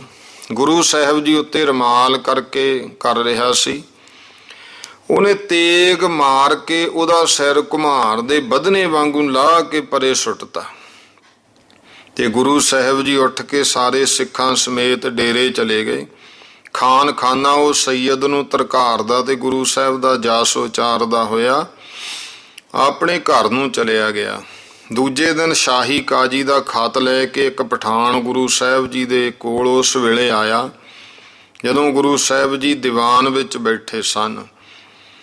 ਮਹਾਰਾਜ ਨੇ ਉਹ ਰੁੱਕਾ ਜੀ ਦੇ ਵਿੱਚ ਸ਼ਰਅ ਮੁਹੰਮਦੀ ਦਾ ਹੁਕਮ ਸੀ, ਉਹ ਪੜ੍ਹ ਕੇ ਪਾੜ ਸੁੱਟਿਆ। ਪਠਾਣਾ ਨੇ ਕਾਜੀ ਨੂੰ ਜਾ ਕੇ ਦੱਸਿਆ ਤੇ ਉਹ ਅੱਗ ਦਾ ਭਾਂਬੜ ਹੋ ਗਿਆ ਤੇ ਜਲ ਬਲ ਕੇ ਬਾਦਸ਼ਾਹ ਦੇ ਕੋਲ ਜਾ ਕੇ ਪੱਗ ਮਾਰੀ ਥੱਲੇ। ਕਹਿਣ ਲੱਗਿਆ ਕਿ ਹਿੰਦੂ ਦੇ ਪੀਰ ਨੇ ਸ਼ਰਅ ਦਾ ਹੁਕਮ ਨਹੀਂ ਮੰਨਿਆ, ਬਲਕਿ ਐਸੀ ਨਰਾਦਰੀ ਸ਼ਰਅ ਦੀ ਕੀਤੀ ਹੈ ਜਿਹੜਾ ਕੋਈ ਹੋਰ ਦੂਸਰਾ ਨਹੀਂ ਕਰ ਸਕਦਾ। ਬਾਦਸ਼ਾਹ ਨੇ ਕਾਜੀ ਨੂੰ ਝਿੜਕ ਕੇ ਗੁੱਸੇ ਨਾਲ ਆਖਿਆ, ਤੈਂ ਗੁਰੂ ਪਰ ਐਲਾਨ ਕਿਉਂ ਜਾਰੀ ਕੀਤਾ ਸੀ? ਉਹ ਤਾਂ ਖੁਦਾ ਦਾ ਨੂਰ ਨੇ, ਉਸ ਦੇ ਘਰ ਦਾ ਭੇਤੀ ਸੱਚਾ, ਇਹ ਖੁਦਾ ਦੇ ਨੂਰ ਉਸ ਦੇ ਘਰ, ਉਹ ਸੱਚਾ ਪੀਰ ਫਕੀਰ ਹੈ। ਤੂੰ ਸ਼ਰਅ ਦੇ ਕੂਏ ਦਾ ਡੱਡੂ ਤੇ ਉਸ ਰਤਨਾਕਾਰ ਦੀ ਸਾਰ ਨੂੰ ਕੀ ਜਾਣਦਾ ਹੈ? ਫਿਰ ਜਿਨ੍ਹਾਂ ਅੱਗੇ ਮੱਥਾ ਟੇਕੀਏ ਤੇ ਹੱਥ ਜੋੜੀਏ ਨਾ, ਉਹਨਾਂ ਉੱਤੇ ਐਲਾਨ ਭੇਜਿਆ ਜਾਂਦਾ ਹੈ ਕਦੇ? ਜੀ ਤੋਂ ਉਲਟਾ ਸਰਾਫ ਦੀ ਸੈਫ ਨਾਲ ਆਪੇ ਹੀ ਮਾਰੇ ਜਾਈਏ। ਉਸ ਵੇਲੇ ਬਾਦਸ਼ਾਹ ਦੇ ਦਰਬਾਰ ਵਿੱਚ ਰਾਜਾ ਜੈ ਸਿੰਘ ਤੇ ਅਜੀਤ ਸਿੰਘ ਇਹ ਬੈਠੇ ਸੀ। ਬਾਦਸ਼ਾਹ ਦੇ ਮੂੰਹੋਂ ਗੁਰੂ ਸਾਹਿਬ ਦੀ ਮਹਿਮਾ ਸੁਣ ਕੇ ਵੇ ਗੁਰੂ ਮਹਾਰਾਜ ਦੇ ਦਰਸ਼ਨਾਂ ਵਾਸਤੇ ਆਏ। 2 ਘੋੜੇ ਕੁਝ ਨਗਦੀ ਭੇਟਾ ਕੀਤੀ ਤੇ ਮੱਥਾ ਟੇਕਿਆ। ਮਰਜ਼ਾਦਾ ਨਾਲ ਬੈਠ ਕੇ ਗੁਰੂ ਸਾਹਿਬ ਨੇ ਉਹਨਾਂ ਨੂੰ ਕੁਸ਼ਲ ਆਨੰਦ ਪੁੱਛੀ। ਜਦੋਂ ਉਹਨਾਂ ਦੀ ਸ਼ਰਧਾ ਦੇਖੀ ਤੇ ਮਹਾਰਾਜ ਨੇ ਪੁੱਛਿਆ ਵੀ ਤੁਹਾਡੇ ਕੋਲੇ ਕਿੰਨੀ ਕੁ ਫੌਜ ਹੈ? ਉਹ ਕਹਿਣ ਲੱਗੇ ਜੀ ਸਾਡੇ ਕੋਲੇ 1.25 ਲੱਖ ਦੇ ਲਗਭਗ ਉਹਨਾਂ ਨੇ ਦੱਸੀ, ਜਿਹਦੇ ਵਿੱਚ ਬੜੇ ਬੜੇ ਸੂਰਬੀਰ ਰਾਜਪੂਤ ਵੀ ਦੱਸੇ। ਗੁਰੂ ਸਾਹਿਬ ਨੇ ਆਖਿਆ ਹੋਰ ਤਾਂ ਤੁਹਾਡੇ ਸਭੇ ਗੁਣ ਤੇ ਸ਼ਕਤੀਆਂ ਨੇ, ਪਰੰਤੂ ਜਿਹੜਾ ਤੁਸੀਂ ਕਸਾਈ ਨੂੰ ਗਊ ਫੜਾ ਦਿੰਦੇ ਹੋ ਨਾ, ਇਸ ਕਰਕੇ ਤੁਹਾਡਾ ਤੇਜ ਪ੍ਰਤਾਪ ਨਹੀਂ ਰਿਹਾ। ਤੇ ਉਹ ਹੱਕੇ ਬੱਕੇ ਰਹਿ ਗਏ। ਜਦੋਂ ਬਚਨ ਦਾ ਅੰਤਰਾ ਪੁੱਛਿਆ, ਕਹਿੰਦੇ ਜੀ ਸਾਡੇ ਰਾਜ ਵਿੱਚ ਤਾਂ ਕੋਈ ਗਊ ਅਸੀਂ ਕਦੇ ਕਤਲ ਹੀ ਨਹੀਂ ਕਰਨ ਦਿੱਤੀ। ਮਹਾਰਾਜ ਇਹਦਾ ਭਾਵ ਕੀ ਹੈ? ਕਲਗੀਧਰ ਪਾਤਸ਼ਾਹ ਕਹਿਣ ਲੱਗੇ, ਭਾਈ ਬੇਟੀ ਤੇ ਗਊ ਇੱਕੋ ਜਿਹੀ ਹੁੰਦੀ ਹੈ। ਬੇਟੀਆਂ ਜੋ ਤੁਸੀਂ ਮੁਸਲਮਾਨਾਂ ਤੁਰਕਾਂ ਨੂੰ ਦੇ ਦਿੰਦੇ ਹੋ, ਫਿਰ ਤੇਜ ਕਿੱਥੇ ਰਹੂਗਾ? ਇਹ ਤਰਕ ਸੁਣ ਕੇ ਉਹਨਾਂ ਨੇ ਇਸ ਗੱਲ ਦੀ ਸਹੁੰ ਪਾਈ ਕਿ ਅੱਗੇ ਨੂੰ ਅਸੀਂ ਤੁਰਕ ਬਾਦਸ਼ਾਹ ਨੂੰ ਇਸ ਤਰ੍ਹਾਂ ਬੇਟੀਆਂ ਨਹੀਂ ਕਿਸੇ ਨੂੰ ਵਿਆਹਾਂਗੇ। ਬਚਨ ਮੰਨ ਲੈਣ ਕਰਕੇ ਖੁਸ਼ ਹੋ ਕੇ ਗੁਰੂ ਮਹਾਰਾਜ ਜੀਆਂ ਨੇ ਇੱਕ ਖੰਡਾ ਤੇ ਢਾਲੇ ਰਾਜੇ ਜੈ ਸਿੰਘ ਨੂੰ ਬਖਸ਼ੀ, ਇੱਕ ਕਮਾਨ ਤੇ ਪੱਥਾ ਰਾਜੇ ਅਜੀਤ ਸਿੰਘ ਨੂੰ ਬਖਸ਼ਿਆ, ਜੋ ਕਿ ਲੈ ਕਰਕੇ ਫਿਰ ਗੁਰੂ ਸਾਹਿਬ ਦੀ ਮਹਿਮਾ ਕਰਦੇ ਹੋਏ ਘਰਾਂ ਗਏ। ਇੱਕ ਦਿਨ ਗੁਰੂ ਸਾਹਿਬ ਦੀਵਾਨ ਵਿੱਚ ਬੈਠੇ ਸੀ। ਭਾਈ ਜਵਾਹਰ ਸਿੰਘ ਜੜੀਆ ਉਹਦੀ ਕੰਨਿਆ, ਜੋ ਕਿ ਅਤੀ ਰੂਪਵੰਤੀ ਮੁਟਿਆਰ ਸੀ, ਦਰਸ਼ਨਾਂ ਨੂੰ ਗੁਰੂ ਸਾਹਿਬ ਦੇ ਕੋਲ ਆਈ। ਬਹੁਤ ਸਾਰੀ ਭੇਟਾ ਧਰ ਕੇ ਮੱਥਾ ਟੇਕਿਆ ਔਰ ਮਾਈਆਂ ਬੀਬੀਆਂ ਵਿੱਚ ਬਹਿ ਗਈ। ਕੁਦਰਤ ਨਾਲ ਉਸੇ ਘੜੀ ਬਹਾਦਰ ਸ਼ਾਹ ਵੀ ਗੁਰੂ ਕਾ ਦਰਸ਼ਨ ਕਰਨ ਆ ਗਿਆ। ਗੁਰੂ ਸਾਹਿਬ ਜੀ ਅੱਗੇ ਅਸ਼ਰਫੀਆਂ ਧਰ ਕੇ ਮੱਥਾ ਟੇਕਿਆ ਤੇ ਬੈਠ ਗਿਆ। ਭਾਵੇਂ ਗੱਲਾਂ ਤਾਂ ਗੁਰੂ ਕਿਆ ਨਾ ਕਰਦਾ ਰਿਹਾ, ਪਰ ਮਨ ਤੇ ਅੱਖਾਂ ਉਹਦੀਆਂ ਉਸ ਲੜਕੀ ਬੰਨੀ ਲੱਗੀਆਂ ਰਹੀਆਂ। ਅਖੀਰ ਫਿਰ ਰਹਿ ਨਾ ਸਕਿਆ, ਆਖਣ ਲੱਗਿਆ, ਪੀਰ ਜੀ ਸਾਡੇ ਮੱਤ ਵਿੱਚ ਤਾਂ ਕਲਮਾ ਪੜ੍ਹਨ ਵਾਲਾ ਭਾਵੇਂ ਕੋਈ ਕੰਮ ਕਰੇ ਉਹ ਦੋਜ਼ਖ ਵਿੱਚ ਨਹੀਂ ਪੈਂਦਾ। ਤੇ ਇਸ ਤਰ੍ਹਾਂ ਸਕੀ ਮਾਂ, ਭੈਣ, ਬੇਟੀ ਤੇ ਧੀਆਂ ਨੂੰ ਛੱਡ ਕੇ ਹੋਰ ਸਾਰਿਆਂ ਨਾਲ ਨਿਕਾਹ ਜਾਂ ਮਤਾਹ ਕਰ ਲੈਣਾ ਇਹ ਰਵਾ ਹੈ। ਗੁਰੂ ਸਾਹਿਬ ਕਹਿਣ ਲੱਗੇ, ਬਹਾਦਰ ਸ਼ਾਹ ਇਹ ਗੱਲ ਕਿਸੇ ਨੇ ਝੂਠੀ ਲਿਖੀ ਹੋਈ ਹੈ। ਆਪਣੇ ਆਪਣੇ ਕਰਮਾਂ ਦਾ ਫਲ ਜ਼ਰੂਰ ਸਭ ਨੂੰ ਭੋਗਣਾ ਪੈਂਦਾ ਹੈ। ਦੇਖ ਜਦੋਂ ਇੱਥੇ ਕਲਮਾ ਪੜ੍ਹਨ ਵਾਲੇ ਚੋਰ ਠੱਗ ਨੂੰ ਸਜ਼ਾ ਹੁੰਦੀ ਹੈ, ਤਾਂ ਫਿਰ ਇਹ ਦੱਸ ਵੀ ਪ੍ਰਲੋਕ ਵਿੱਚ ਕਿਵੇਂ ਛੁੱਟ ਸਕਦਾ? ਭਾਵ ਦੱਸਿਆ ਕਿ ਕੋਈ ਚੋਰੀ ਠੱਗੀ ਕਰ ਲੇ, ਉਹ ਕਲਮਾ ਪੜ੍ਹਦਾ ਹੋਵੇ, ਸਜ਼ਾ ਤਾਂ ਉਹਨੂੰ ਵੀ ਮਿਲੂਗੀ ਨਾ। ਇਸ ਤਰ੍ਹਾਂ ਕਲਗੀਧਰ ਪਾਤਸ਼ਾਹ ਨੇ ਫਿਰ ਜਿਸ ਖੋਟੇ ਰੁਪਈਏ ਉੱਤੇ ਕਲਮਾ ਲਿਖਿਆ ਹੋਇਆ ਸੀ, ਰੁਪਈਆ ਖੋਟਾ ਸੀ, ਬਾਦਸ਼ਾਹ ਦੇ ਮਾਤਬਰ ਨੂੰ ਦੇ ਕੇ ਬਾਜ਼ਾਰ ਵਿੱਚ ਉਹਦਾ ਕੁਝ ਪਦਾਰਥ ਤੇ ਕੁਝ ਉਹਦੀ ਭਾਨ ਲੈਣ ਵਾਸਤੇ ਭੇਜਤਾ। ਉਹ ਸਾਰੇ ਬਾਜ਼ਾਰ 'ਚ ਫਿਰਿਆ, ਕਿਸੇ ਨੇ ਵੀ ਉਹ ਰੁਪਈਆ ਨਾ ਫੜਿਆ ਤੇ ਨਾ ਉਹਦਾ ਕਿਸੇ ਨੇ ਕੋਈ ਦਿੱਤਾ। ਉਹਨੇ ਆ ਕੇ ਆਖਿਆ, ਜੀ ਇਸ ਖੋਟੇ ਰੁਪਈਏ ਨੂੰ ਕੋਈ ਨਹੀਂ ਕਬੂਲਦਾ। ਗੁਰੂ ਸਾਹਿਬ ਕਹਿਣ ਲੱਗੇ, ਭਾਈ ਤੁਸੀਂ ਕਹਿਣਾ ਸੀ ਵੀ ਇਹਦੇ ਉੱਤੇ ਕਲਮਾ ਲਿਖਿਆ ਹੋਇਆ ਹੈ, ਇਹ ਕਿਉਂ ਨਹੀਂ ਲੱਗਦਾ? ਇਹ ਗੱਲ ਸੁਣ ਕੇ ਬਾਦਸ਼ਾਹ ਭਾਵੇਂ ਸ਼ਰਮਿੰਦਾ ਹੋਇਆ, ਪਰ ਉਸ ਲੜਕੀ ਬੰਨੀ ਝਾਕਦਾ ਰਿਹਾ। ਅਖੀਰ ਗੁਰੂ ਸਾਹਿਬ ਤੋਂ ਵਿਦਾਈ ਲੈ ਕੇ ਆਪਣੇ ਡੇਰੇ ਜਾ ਕੇ ਉਸ ਲੜਕੀ ਵਾਸਤੇ ਪਾਲਕੀ ਭੇਜਤੀ। ਤਾਂ ਉਸ ਲੜਕੀ ਦੇ ਮਾਂ-ਬਾਪ ਰੋਂਦੇ ਪਿੱਟਦੇ ਹੋਏ ਗੁਰੂ ਕਿਆਂ ਦੇ ਕੋਲ ਪਹੁੰਚੇ। ਗੁਰੂ ਸਾਹਿਬ ਨੇ ਉਹਨਾਂ ਨੂੰ ਆਖਿਆ, ਭਾਈ ਤੁਸੀਂ ਚਿੰਤਾ ਨਾ ਕਰੋ, ਲੜਕੀ ਨੂੰ ਨਿਸ਼ੰਗ ਭੇਜ ਦਿਓ, ਅਸੀਂ ਵੀ ਇਹਦੀ ਸਹਾਇਤਾ ਕਰਾਂਗੇ। ਹੁਣ ਜਿਹੜੇ ਸਿੱਖ ਸੀ ਉਹਨਾਂ ਨੂੰ ਗੁਰੂ ਕੇ ਬਚਨਾਂ ਦੇ ਉੱਤੇ ਵਿਸ਼ਵਾਸ ਹੁੰਦਾ ਸੀ। ਜਦੋਂ ਲੜਕੀ ਗੁਰੂ ਕਾ ਬਚਨ ਮੰਨ ਕੇ ਬਾਦਸ਼ਾਹ ਦੇ ਰੂਬਰੂ ਗਈ, ਤਾਂ ਉਹਦੇ ਸੱਜੇ ਖੱਬੇ 2 ਸ਼ੇਰ ਬਾਦਸ਼ਾਹ ਨੂੰ ਨਜ਼ਰ ਆਏ, ਜਿਨ੍ਹਾਂ ਨੂੰ ਦੇਖ ਕੇ ਬਾਦਸ਼ਾਹ ਬਹਾਦਰ ਸ਼ਾਹ ਕੰਬਣ ਲੱਗ ਪਿਆ ਔਰ ਜਾਣ ਲਿਆ ਵੀ ਇਹ ਸ਼ਕਤੀ ਸਹਾਇਤਾ ਗੁਰੂ ਸਾਹਿਬ ਜੀ ਦੀ ਹੈ।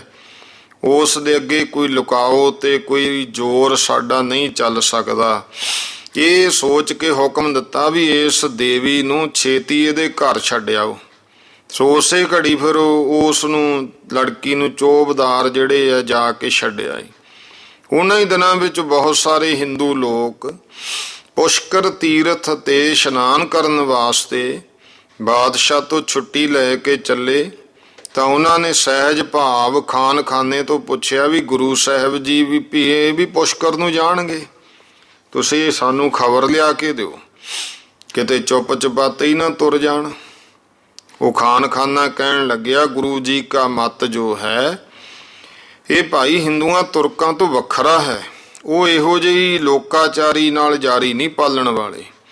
ਤਾਂ ਵੀ ਜਦੋਂ ਉਹਨੇ ਆ ਕੇ ਗੁਰੂ ਸਾਹਿਬ ਦੇ ਕੋਲੇ ਹੀ ਬਾਤ ਨਿਰਣਾ ਕੀਤੀ, ਗੁਰੂ ਸਾਹਿਬ ਕਹਿਣ ਲੱਗੇ ਭਾਈ ਉਹ ਤੀਰਥ ਉਹਨਾਂ ਦਾ, ਸਾਡਾ ਨਹੀਂ। ਹਾਂ, ਕਦੇ ਉਧਰ ਸੈਰ ਕਰਨ ਜਾਵਾਂਗੇ ਤਾਂ ਵੇਖ ਲਵਾਂਗੇ, ਵੇਖਣਾ ਕੋਈ ਮਾੜੀ ਗੱਲ ਨਹੀਂ ਹੈ, ਪਰ ਕੋਈ ਸ਼ਰਧਾ ਕਰਕੇ ਤੀਰਥ ਯਾਤਰਾ ਕਰਨੀ, ਇਹ ਮਹਾਰਾਜ ਕਹਿੰਦੇ ਭਾਈ ਸਾਡੇ ਸਿੱਖ ਇਹ ਅਸਥਾਨਾਂ ਗੁਰੂ ਕਿਆਂ ਸਥਾਨਾਂ ਨਹੀਂ ਕਰਨਗੇ। ਇਹੋ ਹੀ ਬਚਨ ਗੁਰੂ ਸਾਹਿਬ ਜੀ ਦੇ ਜਦੋਂ ਉਸਨੇ ਜਾ ਕੇ ਬਾਦਸ਼ਾਹ ਨੂੰ ਦੱਸੇ ਤਾਂ ਦੂਜੇ ਦਿਨ ਸਭਾ ਵਿੱਚ ਆਏ ਗੁਰੂ ਸਾਹਿਬ ਨੂੰ ਬਾਦਸ਼ਾਹ ਨੇ ਪੁੱਛਿਆ ਵੀ ਮਹਾਰਾਜ ਦੋ ਰਸਤੇ ਹੈ, ਇੱਕ ਹਿੰਦੂਆਂ ਦਾ ਤੇ ਦੂਜਾ ਮੁਸਲਮਾਨਾਂ ਦਾ, ਤੁਹਾਨੂੰ ਕਿਹੜਾ ਪਸੰਦ ਹੈ?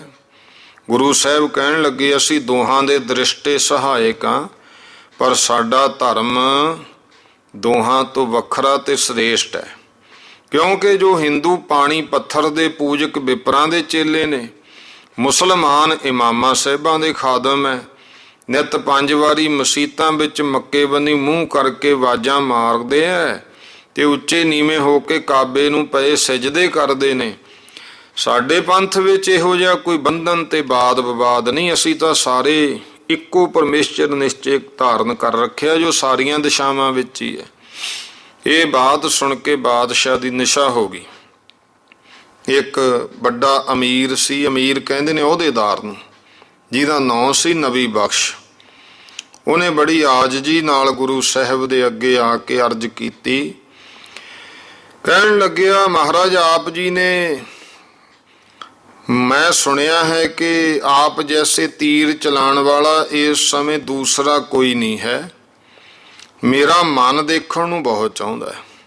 ਗੁਰੂ ਸਾਹਿਬ ਨੇ ਉਸੇ ਘੜੀ ਧਨਖ ਚੜਾ ਕਰ ਆਖਿਆ, ਲਓ ਭਾਈ ਮੀਆਂ ਦੱਸੋ ਕਿੱਥੇ ਤੀਰ ਮਾਰੀਏ। ਉਹਨੇ ਦੂਰ ਸਾਰੇ ਇੱਕ ਦਰਖਤ ਸੀ, ਬਿਰਛ ਉਹਦਾ ਡਾਲਾ ਦੱਸਿਆ, ਡਾਲਾ ਵੱਡਾ ਮੁੱਢ।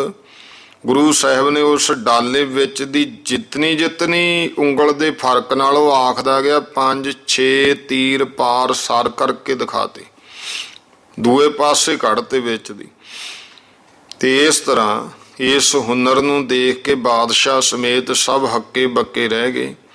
ਉਸ ਅਮੀਰ ਨੇ ਗੁਰੂ ਸਾਹਿਬ ਦੇ ਚਰਨ ਫੜ ਕੇ ਇਸ ਵਿਦਿਆ ਨੂੰ ਸਿੱਖਣ ਦੀ ਇੱਛਾ ਪ੍ਰਗਟ ਕੀਤੀ ਤਾਂ ਗੁਰੂ ਮਹਾਰਾਜ ਜੀ ਨੇ ਉਸ ਸਮੇਂ ਉਹਨੂੰ ਇੱਕ ਹੱਥ ਦੱਸਿਆ ਤੀਰ ਅੰਦਾਜ਼ੀ ਦਾ, ਨਬੀ ਬਖਸ਼ ਨੂੰ, ਜਿਹਨੂੰ ਸਿੱਖ ਕੇ ਫਿਰ ਉਹ ਨਿਹਾਲ ਹੋ ਗਿਆ ਤੇ ਬਹੁਤ ਮਹਿਮਾ ਵਰਣਨ ਕੀਤੀ। ਦੂਜੇ ਦਿਨ ਬਾਦਸ਼ਾਹ ਗੁਰੂ ਕਿਆਂ ਨੂੰ ਆਪਣੇ ਸਾਥ ਲੈ ਕੇ ਸ਼ਿਕਾਰ ਵਿੱਚ ਗਿਆ। ਅਨੇਕਾਂ ਮ੍ਰਿਗ ਸਹੇ, ਪਾੜੇ ਸੂਰ, ਚਿਤਰਿਆਂ ਕੁੱਤਿਆਂ ਤੋਂ ਮਰਵਾਏ। ਤਦ ਨੂੰ ਕਿਸੇ ਨੇ ਖਬਰ ਦਿੱਤੀ, ਜੀ ਇੱਥੇ ਇੱਕ ਵੱਡਾ ਭਾਰੀ ਸ਼ੇਰ ਹੈ। ਗੁਰੂ ਸਾਹਿਬ ਜੀ ਤੇ ਬਾਦਸ਼ਾਹ ਉਧਰੇ ਝੁਕ ਗਏ। ਇਹ ਸ਼ਾਹੀ ਹੁਕਮ ਹੋਇਆ ਕਿ ਇਸ ਸ਼ੇਰ ਨੂੰ ਕੋਈ ਤਲਵਾਰ ਨਾਲ ਮਾਰੇਗਾ ਤਾਂ ਉਹਨੂੰ ਵੱਡੀ ਪਦਵੀ ਮਿਲੂ। ਇਹ ਹੁਕਮ ਸੁਣ ਕੇ ਇੱਕ ਪਠਾਨ ਚੰਗਾ ਪਟੇਬਾਜ਼ ਢਾਲ ਤਲਵਾਰ ਲੈ ਕੇ ਤੇ ਬਾਦਸ਼ਾਹ ਨੂੰ ਆ ਕੇ ਸਲਾਮ ਕੀਤਾ ਤੇ ਸ਼ੇਰ ਨੂੰ ਜਾ ਝਪਟਿਆ। ਭਾਵੇਂ ਉਹਨੇ ਤੇਗ ਵਾਹੀ ਪਰ ਉਹ ਮਾਰਿਆ ਗਿਆ ਆਪ ਤੇ ਸ਼ੇਰ ਨੂੰ ਨਾ ਮਾਰ ਸਕਿਆ। ਇਸੇ ਤਰ੍ਹਾਂ ਜਦੋਂ 3 ਆਦਮੀ ਬਹਾਦਰ ਸ਼ਾਹ ਦੇ ਮਾਰੇ ਗਏ ਤਾਂ ਫੇਰ ਕੋਈ ਅੱਗੇ ਨਾ ਨਿਕਲਿਆ ਤਾਂ ਗੁਰੂ ਸਾਹਿਬ ਜੀ ਦੇ ਇਸ਼ਾਰੇ ਨਾਲ ਇੱਕ ਭਾਈ ਰੋਸ਼ਨ ਸਿੰਘ, ਉਹ ਸ਼ੇਰ ਵਾਂਗੂ ਗੱਜ ਕੇ ਸ਼ੇਰ ਨੂੰ ਜਾ ਲਪਟਿਆ ਤੇ ਸ਼ੇਰ ਨੇ ਵੀ ਭਵਕ ਕੇ ਦੋਵੇਂ ਪੈਰ ਸਿੰਘ ਦੀ ਢਾਲ ਤੇ ਆ ਰੱਖੇ।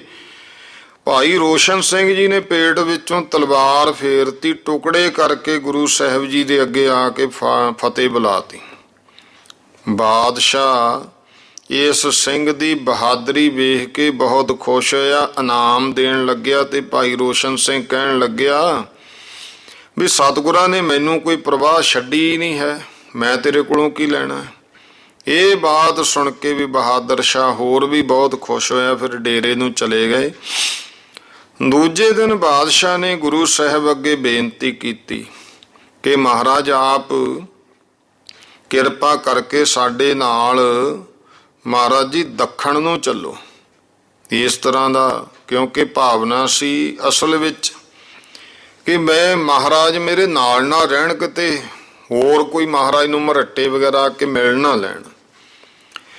ਮਹਾਰਾਜ ਆਪਾਂ ਦੱਖਣ ਦੇਸ਼ ਦਾ ਸੈਰ ਕਰੀਏ। ਜਿਸ ਕਰਕੇ ਤੁਹਾਡੀ ਸਹਾਇਤਾ ਨਾਲ ਮੇਰੇ ਸਾਰੇ ਕਾਰਜ ਵੀ ਸੌਰ ਜਾਣਗੇ। ਹੁਣ ਗੁਰੂ ਸਾਹਿਬ ਨੇ ਤੇ ਉਧਰ ਜਾਣਾ ਹੀ ਸੀ। ਬਹਾਦਰ ਸ਼ਾਹ ਦੀ ਬੇਨਤੀ ਮੰਨ ਕੇ ਦੂਜੇ ਦਿਨ ਆਗਰੇ ਤੋਂ ਚੜ੍ਹ ਕੇ ਲਸ਼ਕਰ ਸਮੇਤ ਰਾਜੇ ਦੇ ਤਾਲ ਜਾ ਉਤਰੇ, ਜੀ ਤੋਂ ਫਿਰ ਸਾਰੇ ਰਾਜਪੁਤਾਨੇ ਵਿੱਚ ਹਲਚਲੀ ਮਚ ਗਈ। ਸਭ ਰਾਜੇ ਡਰ ਗਏ ਤੇ ਬਰਣੀਆਂ ਬਿਠਾਤੀਆਂ ਬਾਦਸ਼ਾਹ ਦੇ ਕੋਲ। ਸਭ ਦੇ ਮਾਤਬਰ ਆ ਪਹੁੰਚੇ। ਜਿਉਂ-ਜਿਉਂ ਰਾਜਾ ਅੱਗਿਓਂ ਆ ਕਰਕੇ ਬਾਦਸ਼ਾਹ ਨੂੰ ਮਿਲਦਾ ਰਿਹਾ, ਤਿਉਂ-ਤਿਉਂ ਉਹ ਸਭ ਤੋਂ ਗੁਰੂ ਸਾਹਿਬ ਨੂੰ ਜਥਾ ਜੋਗ ਬਹਾਦਰ ਸ਼ਾਹ ਨਜ਼ਰਾਨੇ ਭੇਟਾ ਦਿਵਾਉਂਦਾ ਰਿਹਾ। ਅਖੀਰ ਚਤੌੜਗੜ੍ਹ ਦੇ ਕੋਲ ਜਿਸ ਦਿਨ ਜਾ ਕੇ ਉਤਰੇ ਤੇ ਉਹ ਸਿੰਘ ਘਾਹ ਲੈਣ ਗਏ, ਜਿਹੜਾ ਘਾਹ ਰਾਜੇ ਚਤੌੜ ਵਾਲੇ ਘੋੜਿਆਂ ਵਾਸਤੇ ਰੱਖਿਆ ਹੋਇਆ ਸੀ। ਰਾਜੇ ਦੇ ਆਦਮੀਆਂ ਨੇ ਸਿੰਘਾਂ ਨੂੰ ਰੋਕਿਆ, ਕਹਿੰਦੇ ਵੀ ਅਸੀਂ ਘੋੜਿਆਂ ਵਾਸਤੇ ਲੈ ਕੇ ਜਾਣਾ, ਤੇ ਆਪਸ ਵਿੱਚ ਲੜਾਈ ਹੋ ਪਈ। ਜਦੋਂ ਕਾੜ ਦੋਹਾਂ ਪਾਸਿਆਂ ਤੋਂ ਬੰਦੂਕਾਂ ਚੱਲੀਆਂ ਤਾਂ ਹੋਰ ਰਾਜਪੂਤ ਹੱਲਾ ਕਰਕੇ ਸਿੰਘਾਂ ਉੱਤੇ ਜਾ ਪਏ। ਇਹ ਰੌਲਾ ਸੁਣ ਕੇ ਗੁਰੂ ਸਾਹਿਬ ਨੇ ਵੀ ਹੋਰ ਸਿੰਘ ਭੇਜਤੇ ਤੇ ਜੋ ਰਾਜਪੂਤਾਂ ਨੂੰ ਫਿਰ ਜਾ ਕੇ ਭਜਾਇਆ ਤੇ ਉਹ ਘਾਹ ਲਿਆਏ। ਉਸ ਲੜਾਈ ਵਿੱਚ ਕਈ ਰਾਜਪੂਤ ਜਿਹੜੇ ਉਹ ਮਾਰੇ ਗਏ। ਫਿਰ ਨਰਮਦਾ ਦੇ ਕਿਨਾਰੇ ਜਾ ਕੇ ਉਤਰੇ। ਫਿਰ ਵੀ ਜਿਹੜੇ ਸਿੰਘ ਪਿੱਛੇ ਆਉਂਦੇ ਸੀ ਉਹਨਾਂ ਨੂੰ ਰਾਜਪੂਤਾਂ ਤੇ ਤੁਰਕਾਂ ਨੇ ਹੱਲਾ ਕਰਕੇ ਘੇਰ ਲਿਆ। ਬੰਦੂਕਾਂ ਦੋਹਾਂ ਪਾਸਿਆਂ ਤੋਂ ਚੱਲੀਆਂ। ਗੁਰੂ ਸਾਹਿਬ ਨੇ ਇਸ ਕਲੇਸ਼ ਨੂੰ ਮੇਟਣ ਵਾਸਤੇ ਫਿਰ ਭਾਈ ਮਾਨ ਸਿੰਘ ਜੀ ਨੂੰ ਭੇਜਿਆ। ਲੜਾਈ ਤਾਂ ਉਸ ਨੇ ਕਹਿ ਸੁਣ ਕੇ ਬੰਦ ਕਰਾਤੀ, ਪਰ ਇੱਕ ਤੁਰਕ ਨੇ ਧੋਖੇ ਨਾਲ ਭਾਈ ਮਾਨ ਸਿੰਘ ਨੂੰ ਗੋਲੀ ਮਾਰੀ, ਜਿਸ ਕਰਕੇ ਫਿਰ ਭਾਈ ਮਾਨ ਸਿੰਘ ਉਸੇ ਥਾਂ ਸ਼ਹੀਦ ਹੋ ਗਿਆ। ਜਿਸ ਤੋਂ ਸਿੰਘਾਂ ਨੂੰ ਫਿਰ ਕ੍ਰੋਧ ਜਾਗ ਉੱਠਿਆ। ਭਾਈ ਮਾਨ ਸਿੰਘ ਨੂੰ ਮਾਰਨ ਵਾਲੇ ਅਨੇਕਾਂ ਤੁਰਕਾਂ ਨੂੰ ਤੇਗ ਦੀ ਧਾਰਾ ਥਾਈਂ ਕੱਢਤਾ। ਜਦੋਂ ਇਹ ਖਬਰ ਬਹਾਦਰ ਸ਼ਾਹ ਨੂੰ ਪਹੁੰਚੀ ਤਾਂ ਉਸ ਨੇ ਆਪਣੀ ਅੜਦਲ ਦੀ ਫੌਜ ਭੇਜ ਕੇ ਛੇਤੀ ਨਾਲ ਲੜਾਈ ਬੰਦ ਕਰਾਈ ਤੇ ਦੰਗਾ ਕਰਨ ਵਾਲੇ 200 ਆਪਣੇ ਆਦਮੀ ਕੈਦ ਕਰਕੇ ਗੁਰੂ ਕਿਆਂ ਦੇ ਪਾਸ ਭੇਜ ਕਰਕੇ ਭੇਜਿਆ ਵੀ ਇਹ ਆਪ ਜੀ ਦੇ ਗੁਨਾਹੀ ਹੈ, ਜਿਸ ਤਰ੍ਹਾਂ ਦੀ ਸਜ਼ਾ ਆਪ ਦੇਣੀ ਚਾਹੋ ਇਹਨਾਂ ਨੂੰ ਨਿਸ਼ੰਗ ਦਿਓ, ਮੈਂ ਇਹਨਾਂ ਦਾ ਹਾਮੀ ਨਹੀਂ ਹਾਂ। ਤੋ ਬਾਦਸ਼ਾਹ ਦੀ ਐਡੀ ਹਲੇਮੀ ਦੇਖ ਕੇ ਫਿਰ ਤੇ ਗੁਰੂ ਸਾਹਿਬ ਜੀ ਨੇ ਵੀ ਬਾਦਸ਼ਾਹ ਨੂੰ ਕਹਿ ਭੇਜਿਆ ਵੀ ਇਹਨਾਂ ਨੂੰ ਤੁਸੀਂ ਮਿਹਰਬਾਨੀ ਕਰਕੇ ਛੱਡ ਦੇ। ਇਹ ਖਿਮਾ ਕਰਨ ਤੋਂ ਫਿਰ ਗੁਰੂ ਕਾ ਜਸ ਜਿਹੜਾ ਸੀ ਉਹ ਸਾਰੇ ਤੁਰਕਾਂ ਦੇ ਲਸ਼ਕਰ ਵਿੱਚ ਫੈਲ ਗਿਆ ਤੇ ਬਹਾਦਰ ਸ਼ਾਹ ਨੂੰ ਵੀ ਖੁਸ਼ੀ ਹੋਈ। ਖੁਸ਼ ਹੋ ਕੇ ਅਗਲੀ ਭਲਕ ਆਪ ਗੁਰੂ ਸਾਹਿਬ ਜੀ ਦੇ ਕੋਲ ਆਇਆ ਤੇ ਆਪਣਾ ਗੁਨਾਹ ਮਾਫ ਕਰਾਇਆ। ਅਗਲੇ ਦਿਨ ਇੱਥੋਂ ਕੂਚ ਕਰਕੇ ਗੁਰੂ ਕਿਆਂ ਸਮੇਤ ਅਨੇਕਾਂ ਰਾਜਿਆਂ ਤੋਂ ਦੰਡ ਲੈਂਦਾ ਹੈ ਬਾਦਸ਼ਾਹ ਉਜੈਨ ਜਾ ਕੇ ਉਤਰਿਆ ਤਾਂ ਮਾਲਵੇ ਦੇ ਸਾਰੇ ਰਾਜੇ ਆ ਕੇ ਮਿਲੇ। ਅਜਮੇਰ ਦੇ ਵਿੱਚ ਇੱਕ ਵੱਡਾ ਭਾਰੀ ਦਰਬਾਰ ਹੋਇਆ, ਜਿਹਦੇ ਵਿੱਚ ਉਸ ਦੇਸ਼ ਦੇ ਸਾਰੇ ਰਾਜਿਆਂ ਤੇ ਨਵਾਬਾਂ ਨੇ ਨਜ਼ਰਾਨੇ ਦੇ ਕਰਕੇ ਖਿਲਤਾਂ ਇੱਜ਼ਤਾਂ ਪਾਈਆਂ। ਬਾਦਸ਼ਾਹ ਨੇ ਗੁਰੂ ਸਾਹਿਬ ਦੀ ਮਹਿਮਾ ਇਉਂ ਸੁਣ ਕੇ ਸਭ ਤੋਂ ਭੇਟਾ ਦਵਾਈ, ਬਲਕਿ ਅਨੇਕਾਂ ਰਾਜੇ ਗੁਰੂ ਕੇ ਡੇਰੇ ਆ ਕੇ ਮਿਲੇ ਤੇ ਬਹਾਦਰ ਸ਼ਾਹ ਦੇ ਕੋਲ ਸਿਫਾਰਿਸ਼ ਕਰਾਉਣੀ ਚਾਹੀ। ਦੂਜੇ ਦਿਨ ਸਾਰੇ ਰਾਜਿਆਂ ਸਮੇਤ ਬਾਦਸ਼ਾਹ ਸ਼ਿਕਾਰ ਚੜ੍ਹਿਆ। ਜਦੋਂ ਵੱਡੇ ਭਾਰੇ ਚੰਗੇ ਗਹਿਰੇ ਜੰਗਲ ਵਿੱਚ ਗਏ, ਅਨੇਕਾਂ ਜਾਨਵਰ ਮਾਰੇ। ਫਿਰ ਸੁਣਿਆ ਵੀ ਇੱਥੇ ਇੱਕ ਸੀਣੀ ਤੇ ਸ਼ੇਰ ਦੇ 2 ਬੱਚਿਆਂ ਵਾਲੇ, ਇੱਕ ਸੀਣੀ ਹੈ ਕਿ ਸ਼ੇਰ ਹੈ, 2 ਬੱਚੇ ਹੈ। ਤੇ ਬਾਦਸ਼ਾਹ ਨੇ ਉਹ ਚਾਰੇ ਵਿਚਾਰੇ ਫੌਜ ਦੇ ਘੇਰੇ ਵਿੱਚ ਜਾ ਲਏ। ਹੁਕਮ ਹੋਇਆ ਸੀਣੀ ਤੇ ਸ਼ੇਰ ਨੂੰ ਤੇਗ ਨਾਲ ਕੋਈ ਸੂਰਮਾ ਮਾਰੇ ਔਰ ਸ਼ੇਰ ਦੇ ਬੱਚੇ ਫੜੇ ਜਾਣ। ਇਹ ਹੁਕਮ ਸੁਣ ਕੇ ਅਨੇਕਾਂ ਰਾਜਪੂਤ ਮੁਗਲ ਪਠਾਨ ਬਹਾਦਰ ਸ਼ਾਹ ਦੇ ਸਾਹਮਣੇ ਆਏ। ਕਈ ਮਾਰੇ ਗਏ, ਕਈ ਜ਼ਖਮੀ ਹੋਏ। ਅਖੀਰ ਫਿਰ ਉਸ ਸ਼ੇਰ ਨੂੰ ਭਾਈ ਰੋਸ਼ਨ ਸਿੰਘ ਨੇ ਮਾਰਿਆ। ਫਿਰ ਬੰਦੂਕਾਂ ਦੇ ਤੜਾਕੇ ਚਲਾਏ। ਸੀਣੀ ਵੀ ਬੱਚਿਆਂ ਸਮੇਤ ਘਬਰਾ ਕੇ ਘੇਰੇ ਚੋਂ ਨਿਕਲ ਆਈ। ਉਸ ਨੇ ਵੀ 5-7 ਘੋੜੇ ਆਦਮੀ ਪਾੜੇ ਤਾਂ ਗੁਰੂ ਸਾਹਿਬ ਜੀ ਨੇ ਭਾਈ ਨਾਹਰ ਸਿੰਘ ਨੂੰ ਉਹਦੇ ਸਾਹਮਣੇ ਭੇਜਿਆ। ਤੇ ਉਹ ਭਾਈ ਨਾਹਰ ਸਿੰਘ ਐਸਾ, ਉਹ ਇੱਕ ਜੱਟ ਸਿੱਖ ਸੀ, ਐਸੀ ਜੱਟ ਵਿਦਿਆ ਕੀਤੀ ਜੇ ਉਹ ਭੂਰਾ ਲੈ ਕੇ ਰੱਖਦਾ ਹੁੰਦਾ ਸੀ ਤੇ ਉਹ ਭੂਰੇ ਦੀ ਗਿਲਤੀ ਜਿਹੜੀ ਹਮੇਸ਼ਾ ਹੀ ਮਾਰ ਕੇ ਰੱਖਣੀ। ਉਹਦੀ ਦੋਹਰ ਵਿੱਚ ਲਾਠੀ ਪਾ ਕੇ ਖੱਬੇ ਹੱਥ ਫੜ ਲਈ ਤੇ ਹੇਠੋਂ ਦੋਹਾਂ ਪੈਰਾਂ ਹੇਠ ਦੋਵੇਂ ਲੜ ਦੱਬ ਕੇ ਖੜਾ ਹੋ ਗਿਆ। ਜਿਹੜੀ ਛੀਣੀ ਲਲਕਾਰਦੀ ਹੋਈ ਆਈ, ਉਹਨੇ ਪੰਜੇ ਜਿਹੜੇ ਉਹਦੇ ਭੂਰੇ 'ਚ ਉਹ ਆ ਕੇ ਨਹੁੰ ਫਸ ਗਏ ਤੇ ਸੱਜੇ ਹੱਥੋਂ ਤਲਵਾਰ ਮਾਰ ਕੇ ਉਹਦੀ ਖੁੱਚ ਵੱਢੀ ਤੇ ਡਿੱਗ ਪਈ। ਭੂਰੇ ਵਿੱਚ ਲਪੇਟ ਕੇ ਬਾਦਸ਼ਾਹ ਦੇ ਸਾਹਮਣੇ ਲਿਆ ਕੇ ਸੁੱਟਤੀ। ਸਿੰਘ ਦੀ ਇਹ ਸੱਚੀ ਬਹਾਦਰੀ ਤੇ ਵਿਦਿਆ ਨੂੰ ਵੇਖ ਕੇ ਸਭ ਹੱਕੇ ਬੱਕੇ ਰਹਿ ਗਏ। ਵਾਹਵਾ ਕਰਨ ਲੱਗੇ। ਐਸੀ ਆਵਾਜ਼ ਆਈ ਤੇ ਬਾਦਸ਼ਾਹ ਨੇ ਇਨਾਮ ਦੇਣਾ ਚਾਹਿਆ। ਉਸ ਸਿੰਘ ਨੇ ਵੀ ਇਹੀ ਨਾਰ ਸਿੰਘ ਨੇ ਜਿਹੜਾ ਹੈ ਇਹ ਕਿਹਾ ਵੀ ਬਹਾਦਰ ਸ਼ਾਹ, ਮੇਰੇ ਗੁਰੂ ਨੇ ਮੈਨੂੰ ਕੋਈ ਕਮੀ ਨਹੀਂ ਛੱਡੀ ਹੈ, ਮੈਨੂੰ ਕੋਈ ਲੋੜ ਨਹੀਂ ਹੈ। ਫਿਰ ਤਾਂ ਸ਼ੇਰ ਦੇ ਜਾਲ ਵਿੱਚ ਵਸਾ ਕੇ ਸ਼ੇਰ ਦੇ ਬੱਚੇ ਵੀ ਫੜੇ ਔਰ ਦੋਹਾਂ ਸਿੰਘਾਂ ਦੇ ਹੱਥ ਔਰ ਹੌਸਲੇ ਦੇਖ ਕੇ ਸਭ ਦੇ ਦਿਲ ਉੱਤੇ ਸਿੰਘਾਂ ਦੀ ਬਹਾਦਰੀ ਲਿਖੀ ਗਈ। ਇਸੇ ਤਰ੍ਹਾਂ ਇੱਕ ਦਿਨ ਸਪਰਾ ਗੰਗਾ ਕਿਨਾਰੇ ਜੋ ਉਜੈਨ ਦੇ ਕੋਲ ਚੱਲਦੀ ਹੈ, ਬਾਦਸ਼ਾਹ ਨੇ ਨਿਸ਼ਾਨੇ ਗੜਵਾ ਕੇ ਤੀਰ ਅੰਦਾਜ਼ੀ ਵੀ ਕਰਵਾਈ। ਉਸ ਸਮੇਂ ਵੱਡੇ ਵੱਡੇ ਮਸ਼ਹੂਰ ਤੀਰ ਚਲਾਉਣ ਵਾਲੇ ਬਹੁਤ ਰਾਜਪੂਤ ਮੁਗਲ ਪਠਾਨ ਉੱਥੇ ਸੀ। ਸਾਰਿਆਂ ਨੇ ਵੱਧ ਕੇ ਤੀਰ ਚਲਾਏ, ਪਰ ਜਿੱਥੋਂ ਤਾਈਂ ਗੁਰੂ ਸਾਹਿਬਾਨ ਦਾ ਤੀਰ ਜਾ ਕੇ ਨਿਸ਼ਾਨੇ ਵੇਧੇ, ਉੱਥੋਂ ਤੱਕ ਕਿਸੇ ਦੇ ਤੀਰ ਨਹੀਂ ਪਹੁੰਚੇ। ਹੋਰ ਵੀ ਇਸੇ ਤਰ੍ਹਾਂ ਅਨੇਕਾਂ ਤਰ੍ਹਾਂ ਦੀ ਵਿਦਿਆ ਦੇ ਚਮਤਕਾਰੇ ਗੁਰੂ ਸਾਹਿਬ ਵੱਲੋਂ ਵੇਖ ਕੇ ਸਭ ਰਾਜੇ ਬਹੁਤ ਖੁਸ਼ ਹੋਏ। ਬਲਕਿ ਅਨੇਕਾਂ ਨੇ ਆਪਣੇ ਮਾਤਵਰ ਗੁਰੂ ਸਾਹਿਬ ਜੀ ਦੇ ਕੋਲੇ ਭੇਜ ਕੇ ਵਿਦਿਆ ਸਿੱਖਣ ਵਾਸਤੇ ਬੇਨਤੀ ਕੀਤੀ ਕਿ ਮਹਾਰਾਜ 4 ਮਹੀਨੇ ਸਾਡੀ ਰਾਜਧਾਨੀ ਨੂੰ ਪਵਿੱਤਰ ਕਰੋ। ਪਰ ਗੁਰੂ ਸਾਹਿਬ ਜੀ ਕਿਸੇ ਦੇ ਘਰ ਨਹੀਂ ਗਏ। ਉੱਥੋਂ ਤੁਰ ਕੇ ਬਾਦਸ਼ਾਹ ਜਦੋਂ ਬੁਰਹਾਨਪੁਰ ਬੰਨੀ ਚੱਲਿਆ ਤਾਂ ਰਸਤੇ ਵਿੱਚ ਸਿੰਘਾਂ ਤੇ ਮੁਸਲਮਾਨਾਂ ਦੀ ਟੋਕਾ ਟਾਕੀ ਤਾਂ ਹਮੇਸ਼ਾ ਹੀ ਹੁੰਦੀ ਰਹਿੰਦੀ ਸੀ। ਅਖੀਰ ਇੱਕ ਦਿਨ ਸੂਰ ਦੇ ਸ਼ਿਕਾਰ ਉੱਤੇ ਲੜਾਈ ਹੋ ਪਈ, ਜਿਹਦੇ ਵਿੱਚ 4 ਸਿੰਘ ਤੇ 12-14 ਮੁਸਲਮਾਨ ਮਾਰੇ ਗਏ। ਇਸੇ ਤਰ੍ਹਾਂ ਇੱਕ ਦਿਨ ਫਿਰ ਸਿੰਘਾਂ ਦੇ ਡੇਰੇ ਕੋਲੇ ਤੁਰਕਾਂ ਨੇ ਕਿਤੇ ਗਊਆਂ ਮਾਰ ਲਈਆਂ ਤੇ ਸਿੰਘ ਵੀ ਨਾ ਰਹਿ ਸਕੇ, ਤਲਵਾਰਾਂ ਸੂਤ ਕੇ ਜਾ ਪਏ। ਉਸ ਦਿਨ ਬਹੁਤ ਕਟਾਵੱਢ ਹੋਣੀ ਸੀ, ਪਰ ਬਾਦਸ਼ਾਹ ਨੇ ਵਜ਼ੀਰ ਨੂੰ ਭੇਜ ਕੇ ਲੜਾਈ ਬੰਦ ਕਰਾਈ ਤੇ ਗੋਵਧ ਕਰਨ ਵਾਲੇ ਮੁਸਲਮਾਨਾਂ ਨੂੰ ਸਜ਼ਾ ਦੇ ਕੇ ਇਸ ਗੁਨਾਹ ਦੀ ਗੁਰੂ ਸਾਹਿਬ ਤੋਂ ਮਾਫੀ ਮੰਗੀ, ਨਜ਼ਰ ਨਿਆਜ਼ ਦਿੱਤੀ। ਤਾਂ ਵੀ ਗੁਰੂ ਸਾਹਿਬ ਨੇ ਉਸ ਦਿਨ ਤੋਂ ਆਪਣਾ ਡੇਰਾ ਜਿਹੜਾ ਫਿਰ ਦੇਖਿਆ ਵੀ ਐਵੇਂ ਤਾਂ ਸਿੰਘਾਂ ਤੁਰਕਾਂ 'ਚ ਜੰਗ ਹਟਣੀ ਨਹੀਂ ਹੈ। ਸ਼ਾਹੀ ਲਸ਼ਕਰ ਤੋਂ ਫਿਰ ਮਹਾਰਾਜ ਨੇ ਵੱਖਰਾ ਕਰ ਲਿਆ, ਅੱਗੇ ਪਿੱਛੇ ਚੱਲਦੇ ਰਹੇ। ਜਦੋਂ ਕ੍ਰਿਸ਼ਨਾ ਆਦਿਕ ਨਦੀਆਂ ਲੰਘ ਕੇ ਤਾਪੀ ਨਦੀ ਦੇ ਕਿਨਾਰੇ ਬੁਰਹਾਨਪੁਰ ਸ਼ਹਿਰ ਜਾ ਕੇ ਗੁਰੂ ਸਾਹਿਬ ਉਤਰੇ ਤਾਂ ਉੱਥੋਂ ਦੀ ਸੰਗਤ ਨੇ ਬਹੁਤ ਪ੍ਰੇਮ ਪ੍ਰਗਟ ਕਰਕੇ ਗੁਰੂ ਸਾਹਿਬ ਨੂੰ ਟਿਕਾ ਲਿਆ। ਬਲਕਿ ਉਹਨਾਂ ਨੇ ਤੇ ਪਹਿਲੇ ਹੀ ਜੋ ਧਰਮਸ਼ਾਲਾ ਬਣਾ ਰੱਖੀ ਸੀ, ਜਿਹੜਾ ਕਿ ਹੁਣ ਭਾਈ ਹਠੀ ਸਿੰਘ ਦਾ ਮੰਦਿਰ ਮਸ਼ਹੂਰ ਹੈ, ਉਹਦੇ ਵਿੱਚ ਜਾ ਕੇ ਉਤਾਰਾ ਕਰਾਇਆ ਔਰ ਬਾਦਸ਼ਾਹ ਉੱਥੋਂ ਨਾਗਪੁਰ ਬੰਨੀ ਚਲਿਆ ਗਿਆ, ਕਿਉਂਕਿ ਉਸਨੇ ਗੋਲ ਕੰਡੇ ਨੂੰ, ਜਿੱਥੋਂ ਬਹੁਤ ਚਿਰ ਜੰਗ ਚੱਲ ਰਿਹਾ ਸੀ, ਉਹਨੂੰ ਫਤਿਹ ਕਰਨਾ ਸੀ। ਮਨ ਵਿੱਚ ਸੀ ਵੀ ਮੈਂ ਉਹਨੂੰ ਫਤਿਹ ਕਰ ਲਾਂ। ਗੁਰੂ ਸਾਹਿਬ ਇੱਥੇ ਹੁਣ ਬੁਰਹਾਨਪੁਰ ਰਹੇ। ਬੁਰਹਾਨਪੁਰ ਦੀ ਬੜੀ ਕਥਾ ਆਉਂਦੀ ਹੈ ਤੇ ਬੁਰਹਾਨਪੁਰ ਦਾ ਇਤਿਹਾਸ ਇੱਕ ਛੋਟੀ ਜਿਹੀ ਪੁਸਤਕ ਵੀ ਮਿਲਦੀ ਹੈ, ਉਹ ਪੜ੍ਹਨ ਯੋਗ ਹੈ।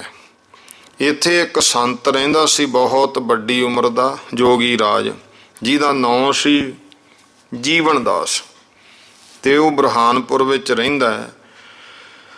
ਜਿਹੜਾ ਗੁਰੂ ਤੇਗ ਬਹਾਦਰ ਪਾਤਸ਼ਾਹ ਜੀ ਦੇ ਨਾਲ ਅਸਾਮ ਮੁਲਕ ਤੇ ਢਾਕੇ ਵਿੱਚ ਬਹੁਤ ਦਿਨ ਰਹਿ ਕੇ ਉਹ ਸਤਸੰਗ ਕਰਦਾ ਰਿਹਾ ਤੇ ਇੱਕ ਵਾਰੀ ਆਨੰਦਪੁਰ ਸਾਹਿਬ ਵੀ ਗੁਰੂ ਸਾਹਿਬ ਦੇ ਦਰਸ਼ਨ ਕਰ ਆਇਆ ਸੀ।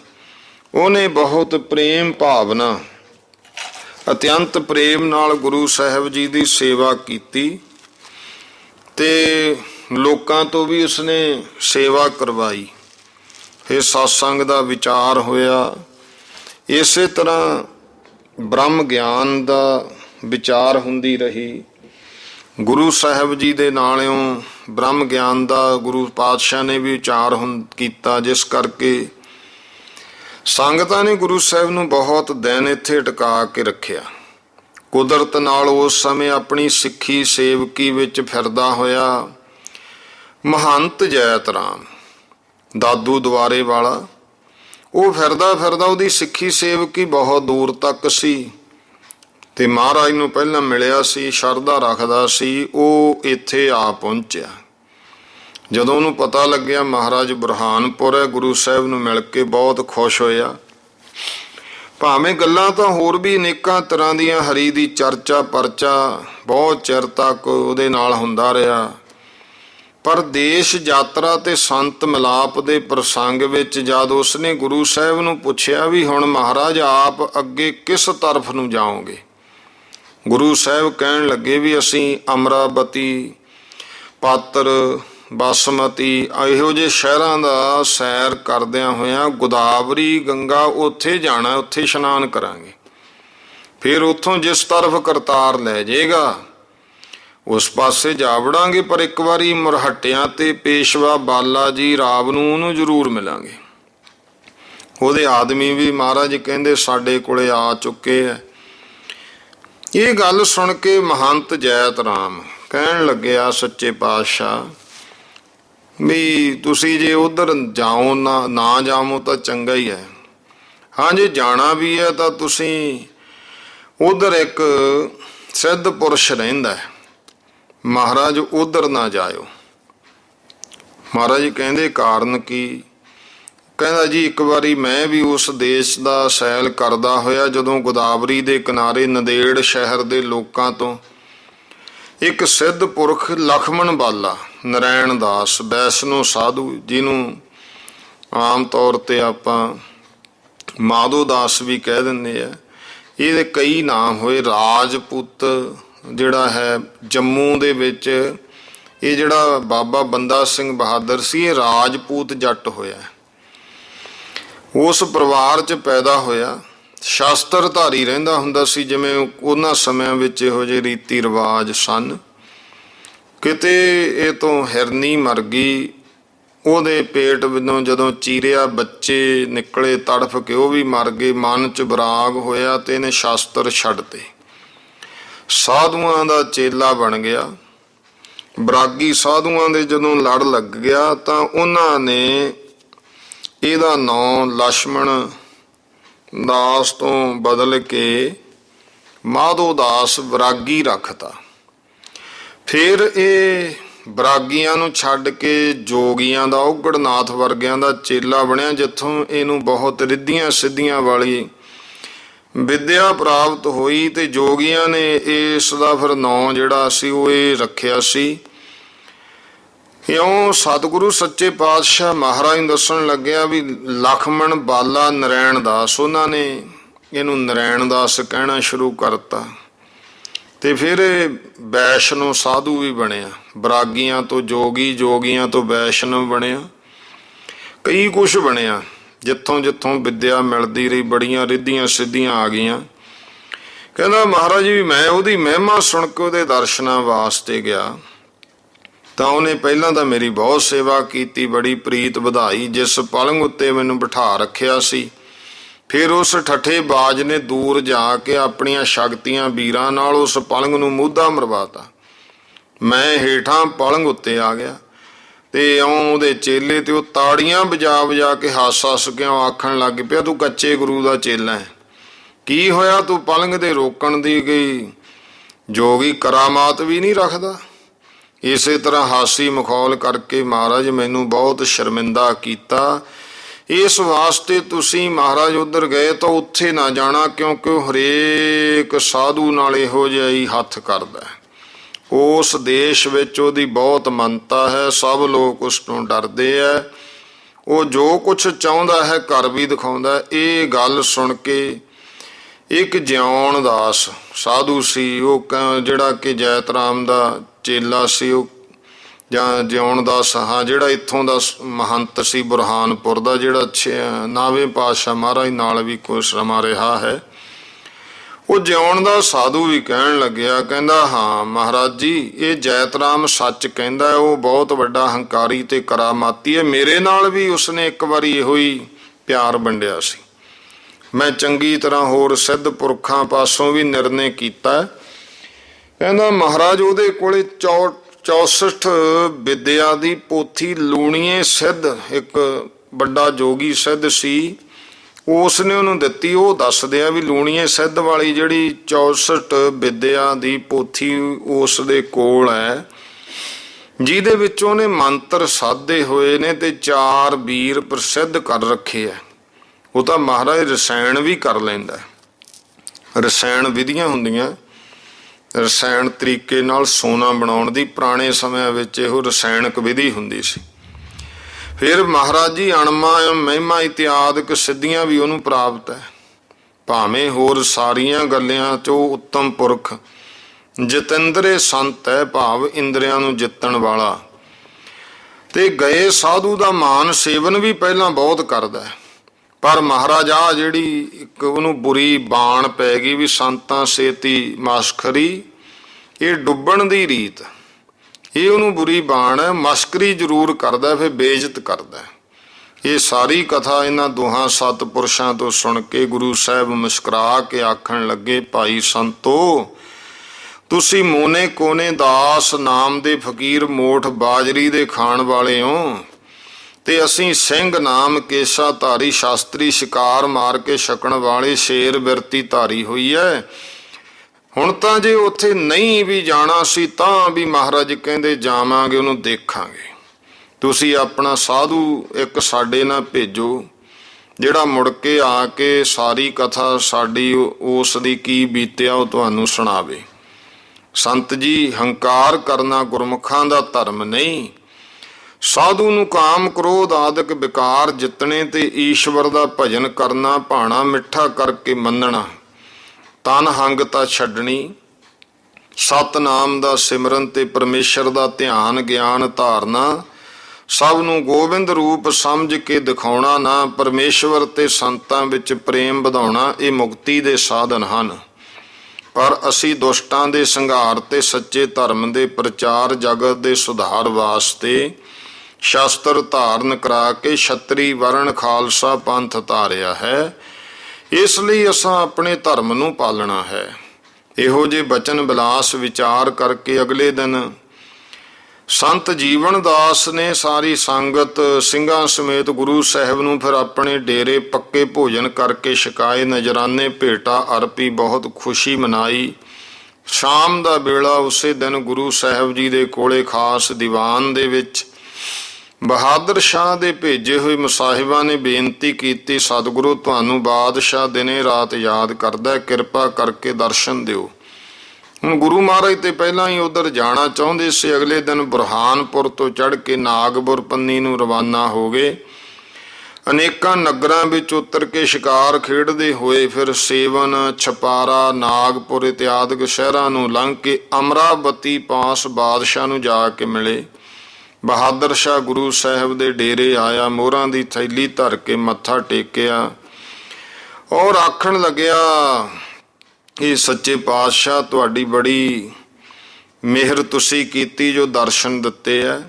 ਗੁਰੂ ਸਾਹਿਬ ਨੇ ਫਰਮਾਇਆ ਕਿ ਸਾਨੂੰ ਬੁਰਹਾਨਪੁਰ ਦੀ ਜਿਹੜੀ ਸੰਗਤ ਹੈ, ਸਤਿਗੁਰੂ ਸੱਚੇ ਪਾਤਸ਼ਾਹ ਮਹਾਰਾਜ ਕਹਿੰਦੇ ਉਸ ਸੰਗਤ ਨੇ ਬੜੇ ਪ੍ਰੇਮ ਨਾਲ ਅਟਕਾ ਲਿਆ ਸੀ। ਹੁਣ ਤੇਰੇ ਪ੍ਰੇਮ ਦੇ ਖਿੱਚੇ ਸ਼ੀਘਰ ਚੱਲਿਆ, ਨਹੀਂ ਤਾਂ ਰਸਤੇ ਵਿੱਚ ਵੀ ਅਟਕਾਉਣ ਵਾਲੇ ਬਹੁਤ ਪ੍ਰੇਮੀ ਮਿਲਦੇ ਰਹੇ। ਬਾਦਸ਼ਾਹ ਬਹੁਤ ਖੁਸ਼ ਹੋਇਆ ਤੇ ਇੱਥੋਂ ਸਵਾਰ ਹੋ ਕੇ ਫਿਰ ਪਾਤਰੂ, ਬਸਮਤ ਆਦਿਕ ਸ਼ਹਿਰਾਂ ਦੇ ਵਿੱਚ ਦੀ ਜਦੋਂ ਹੰਗੋਲੀ ਪਹੁੰਚੇ ਬਾਦਸ਼ਾਹ, ਤਾਂ ਉੱਥੋਂ ਸਿੱਧਾ ਬਹੁਤ ਛੇਤੀ ਖੁਲਬਰਗੇ ਨੂੰ ਚਲਿਆ ਗਿਆ ਤੇ ਗੁਰੂ ਸਾਹਿਬ ਜੀ ਉਸ ਵਿਰਾਗੀ ਫਕੀਰ ਨੂੰ, ਜਿਹਦੀ ਮਹਿਮਾ ਜੈਤ ਰਾਮ ਤੇ ਜੀਵਨ ਦਾਸ ਨੇ ਸੁਣਾਈ ਸੀ, ਉਹ ਦੇਖਣ ਵਾਸਤੇ ਨੰਦੇੜ ਸ਼ਹਿਰ ਵੱਲੀ ਨੂੰ ਹੋ ਤੁਰੇ। ਤੀਜੇ ਦਿਨ ਗੋਦਾਵਰੀ ਕੰਗਾ ਕਿਨਾਰੇ, ਜਿੱਥੇ ਹੁਣ ਇਹ ਗੁਰਦੁਆਰਾ ਸਾਹਿਬ ਆਪਾਂ ਤਖਤ ਵੇਖਦੇ ਹਾਂ, ਉੱਥੇ ਹਾੜ ਮਹੀਨੇ ਵਿੱਚ ਸੰਮਤ 1764 ਬਿਕਰਮੀ ਨੂੰ ਜਾ ਕੇ ਉਤਾਰੇ ਕਰ ਲਏ। 5-4 ਦਿਨ ਵਿੱਚ ਚੰਗੀ ਤਰ੍ਹਾਂ ਡੇਰਾ ਜਮਾ ਕੇ ਗੋਦਾਵਰੀ ਗੰਗਾ ਦੇ ਇਸ਼ਨਾਨ ਕੀਤੇ, ਸ਼ਿਕਾਰ ਖੇਡੇ। 5ਵੇਂ ਦਿਨ ਫਿਰ ਗੁਰੂ ਸਾਹਿਬ ਜੀ ਉਸ ਨਰੈਣ ਦਾਸ ਨੂੰ, ਜਿਹੜਾ ਕਿ ਪਹਿਲਾਂ ਮਾਧੋ ਦਾਸ ਬਰਾਗੀ ਸੀ, ਉਹ ਨਰੈਣ ਦਾਸ ਜਿਹੜਾ ਹੈ ਵੈਸ਼ਨੋ ਸਾਧ ਬਣ ਗਿਆ, ਵਿੱਚ ਦੀ ਜੋਗੀ ਬਣਿਆ, ਬਹੁਤ ਕੁਝ ਹੋਇਆ। ਉਹਨੂੰ ਵੇਖਣ ਵਾਸਤੇ 20 ਸਿੰਘਾਂ ਸਮੇਤ ਜਦੋਂ ਉੱਧਰ ਗਏ ਤਾਂ ਉਹਦਾ ਬਗੀਚਾ ਦੇਖ ਕੇ ਬਹੁਤ ਖੁਸ਼ ਹੋਏ। ਇਹ ਜਿਹਨੂੰ ਮਾਧੋ ਦਾਸ ਕਹਿੰਦੇ ਆ, ਨਰੈਣ ਦਾਸ ਉਸ ਸਮੇਂ ਡੇਰੇ ਵਿੱਚ ਨਹੀਂ ਸੀ।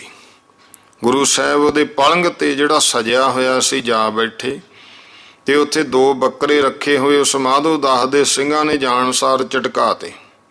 ਇਹ ਹਾਲ ਵੇਖ ਕੇ ਉਹਦੇ ਚੇਲਿਆਂ ਨੇ ਜਾ ਕੇ ਖਬਰ ਦਿੱਤੀ ਕਿ ਇੱਥੇ ਤਾਂ ਆਹ ਕੁਛ ਹੋਇਆ, ਡੇਰਾ ਹੀ ਅਪਵਿੱਤਰ ਕਰਤਾ ਜੀ। ਤੋਂ ਫਿਰ ਉਹਨੂੰ ਬਹੁਤ ਭਾਰੀ ਵੱਡਾ ਕ੍ਰੋਧ ਜਾਗਿਆ। ਉਸੇ ਛਿਨ ਆਪਣੇ ਮੁਵੱਕਲ ਜਿਹੜੇ ਵੀਰ ਸੀ ਉਹਨਾਂ ਨੂੰ ਹੁਕਮ ਕੀਤਾ, ਜਾਓ ਪਲੰਘ ਨੂੰ ਉਲਟਾ ਕੇ ਉਸ ਉੱਤੇ ਮੂਧਾ ਮਾਰ ਦਿਓ ਤੇ ਬੱਕਰੇ ਮਾਰਨ ਵਾਲਿਆਂ ਨੂੰ ਮਾਰ ਸੁੱਟੋ।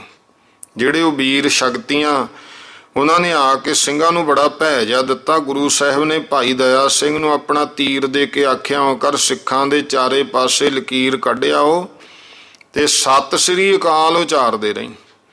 ਇਉਂ ਨਿਰਭੈਤਾ ਸਿੱਖਾਂ ਨੂੰ ਹੋ ਗਈ। ਜਿਹੜੇ ਪਲੰਘ ਸੀ ਬੈਠੇ ਮਹਾਰਾਜ ਉਸ ਨੂੰ ਵੀਰ ਬਥੇਰਾ ਉਲਟਾਉਂਦੇ ਰਹੇ। ਜਦੋਂ ਭੂਰਾ ਕਹਿਲਿਆ ਤਾਂ ਮਹਾਰਾਜ ਨੇ ਤੀਰ ਨਾਲ ਪਲੰਘ ਨੂੰ ਦਬਾਤਾ ਤੇ ਨਾਲ ਬਚਨ ਕੀਤਾ, ਟਿਕਿਆ ਰਹਿ। ਬਸ ਫੇਰ ਤੇ ਬਥੇਰਾ ਜ਼ੋਰ ਮਾਰਿਆ, ਪਲੰਘ ਭੂਰਾ ਵੀ ਨਾ ਹਿਲਿਆ। ਵੇਖ ਕੇ ਜਦੋਂ ਪਤਾ ਲੱਗਿਆ ਮਾਧੋ ਦਾਸ ਹੋਣਾ ਹੋਰ ਵੀ ਬੜੇ ਯਤਨ ਕੀਤੇ, ਕੋਈ ਪੇਸ਼ ਨਾ ਗਈ, ਤਾਂ ਹੰਬ ਹਾਰ ਕੇ ਅਖੀਰ ਗੁਰੂ ਸਾਹਿਬ ਦੇ ਅੱਗੇ ਹੱਥ ਜੋੜ ਆ ਖੜਿਆ। ਗੁਰੂ ਕਲਗੀਧਰ ਪਾਤਸ਼ਾਹ ਨੇ ਪੁੱਛਿਆ, ਕੌਣ ਹੈ ਤੂੰ? ਕਹਿਣ ਲੱਗਿਆ, ਜੀ ਆਪ ਦਾ ਬੰਦਾ। ਕਲਗੀਧਰ ਪਾਤਸ਼ਾਹ ਨੇ ਬਚਨ ਕੀਤਾ, ਸੱਚਾ ਬੰਦਾ ਉਹ ਹੁੰਦਾ ਜੋ ਮਾਲਕ ਦੀ ਬੰਦਗੀ ਪੂਰੀ ਕਰਕੇ ਦਿਖਾਵੇ। ਨਰੈਣ ਦਾਸ ਫੇਰ ਕਹਿਣ ਲੱਗਿਆ, ਮਹਾਰਾਜ ਬੰਦਗੀ ਫਰਮਾਓ। ਗੁਰੂ ਸਾਹਿਬ ਨੇ ਫਿਰ ਇਹਨੂੰ ਸਰਬ ਭਾਂਤ ਲਾਇਕ ਦੇਖ ਕੇ ਬਹੁਤ ਪਿਆਰ ਸਤਿਕਾਰ ਨਾਲ ਬਿਠਾ ਲਏ। ਵੀ ਜਾਣ ਗਿਆ ਕੋਈ ਬਹੁਤ ਵੱਡੀ ਤਾਕਤ ਹੈ ਜਿਹਨੂੰ ਕੁਛ ਵੀ ਨਹੀਂ ਮੈਂ ਕਰ ਸਕਦਾ। ਤੇ ਭਾਈ ਦਇਆ ਸਿੰਘ ਨੇ ਬਹੁਤ ਸਾਰਾ ਬਿਰਤਾਂਤ ਤੇ ਗੁਰੂ ਜੀ ਕਾ ਸਿਧਾਂਤ ਸਮਝਾ ਕੇ ਆਖਿਆ, ਭਾਈ ਸੰਤ ਜੀ ਜੋ ਕੁਛ ਤੇਰੇ ਲਾਇਕ ਸਮਝ ਕੇ ਗੁਰੂ ਸਾਹਿਬ ਜੀ ਤੈਨੂੰ ਟਹਿਲ ਦੱਸਣ ਉਹ ਕਰਕੇ ਦਿਖਾਉਣੀ ਤੁਹਾਡੀ ਸੱਚੀ ਬੰਦਗੀ ਹੈ।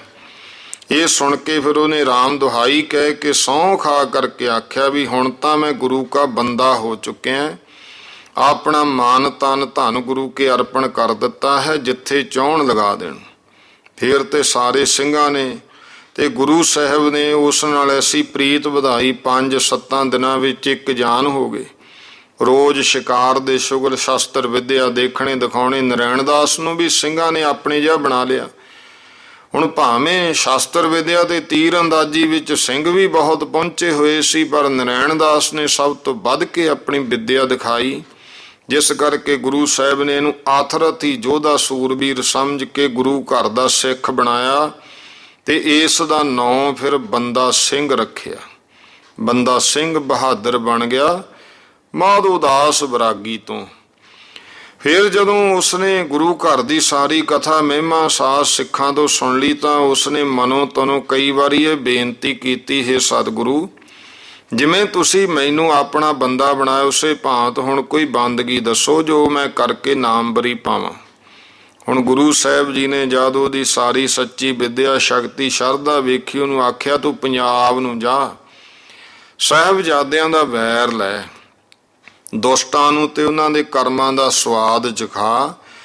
ਅਸੀਂ ਤੈਨੂੰ ਪੰਥ ਦਾ ਮੁਖੀਆ ਕੀਤਾ, ਤੂੰ ਬੰਦਾ ਨਹੀਂ ਬਲੰਦਾ ਹੋਇਆ, ਜਾ ਕੇ ਤੁਰਕਾਂ ਨੂੰ ਬੰਦਾ ਲੱਗ, ਤੈਨੂੰ ਸਾਡਾ ਵਰ ਹੋਇਆ, ਤੇਰੇ ਸਾਹਮਣੇ ਕੋਈ ਬੈਰੀ ਠਹਿਰੇਗਾ ਨਹੀਂ।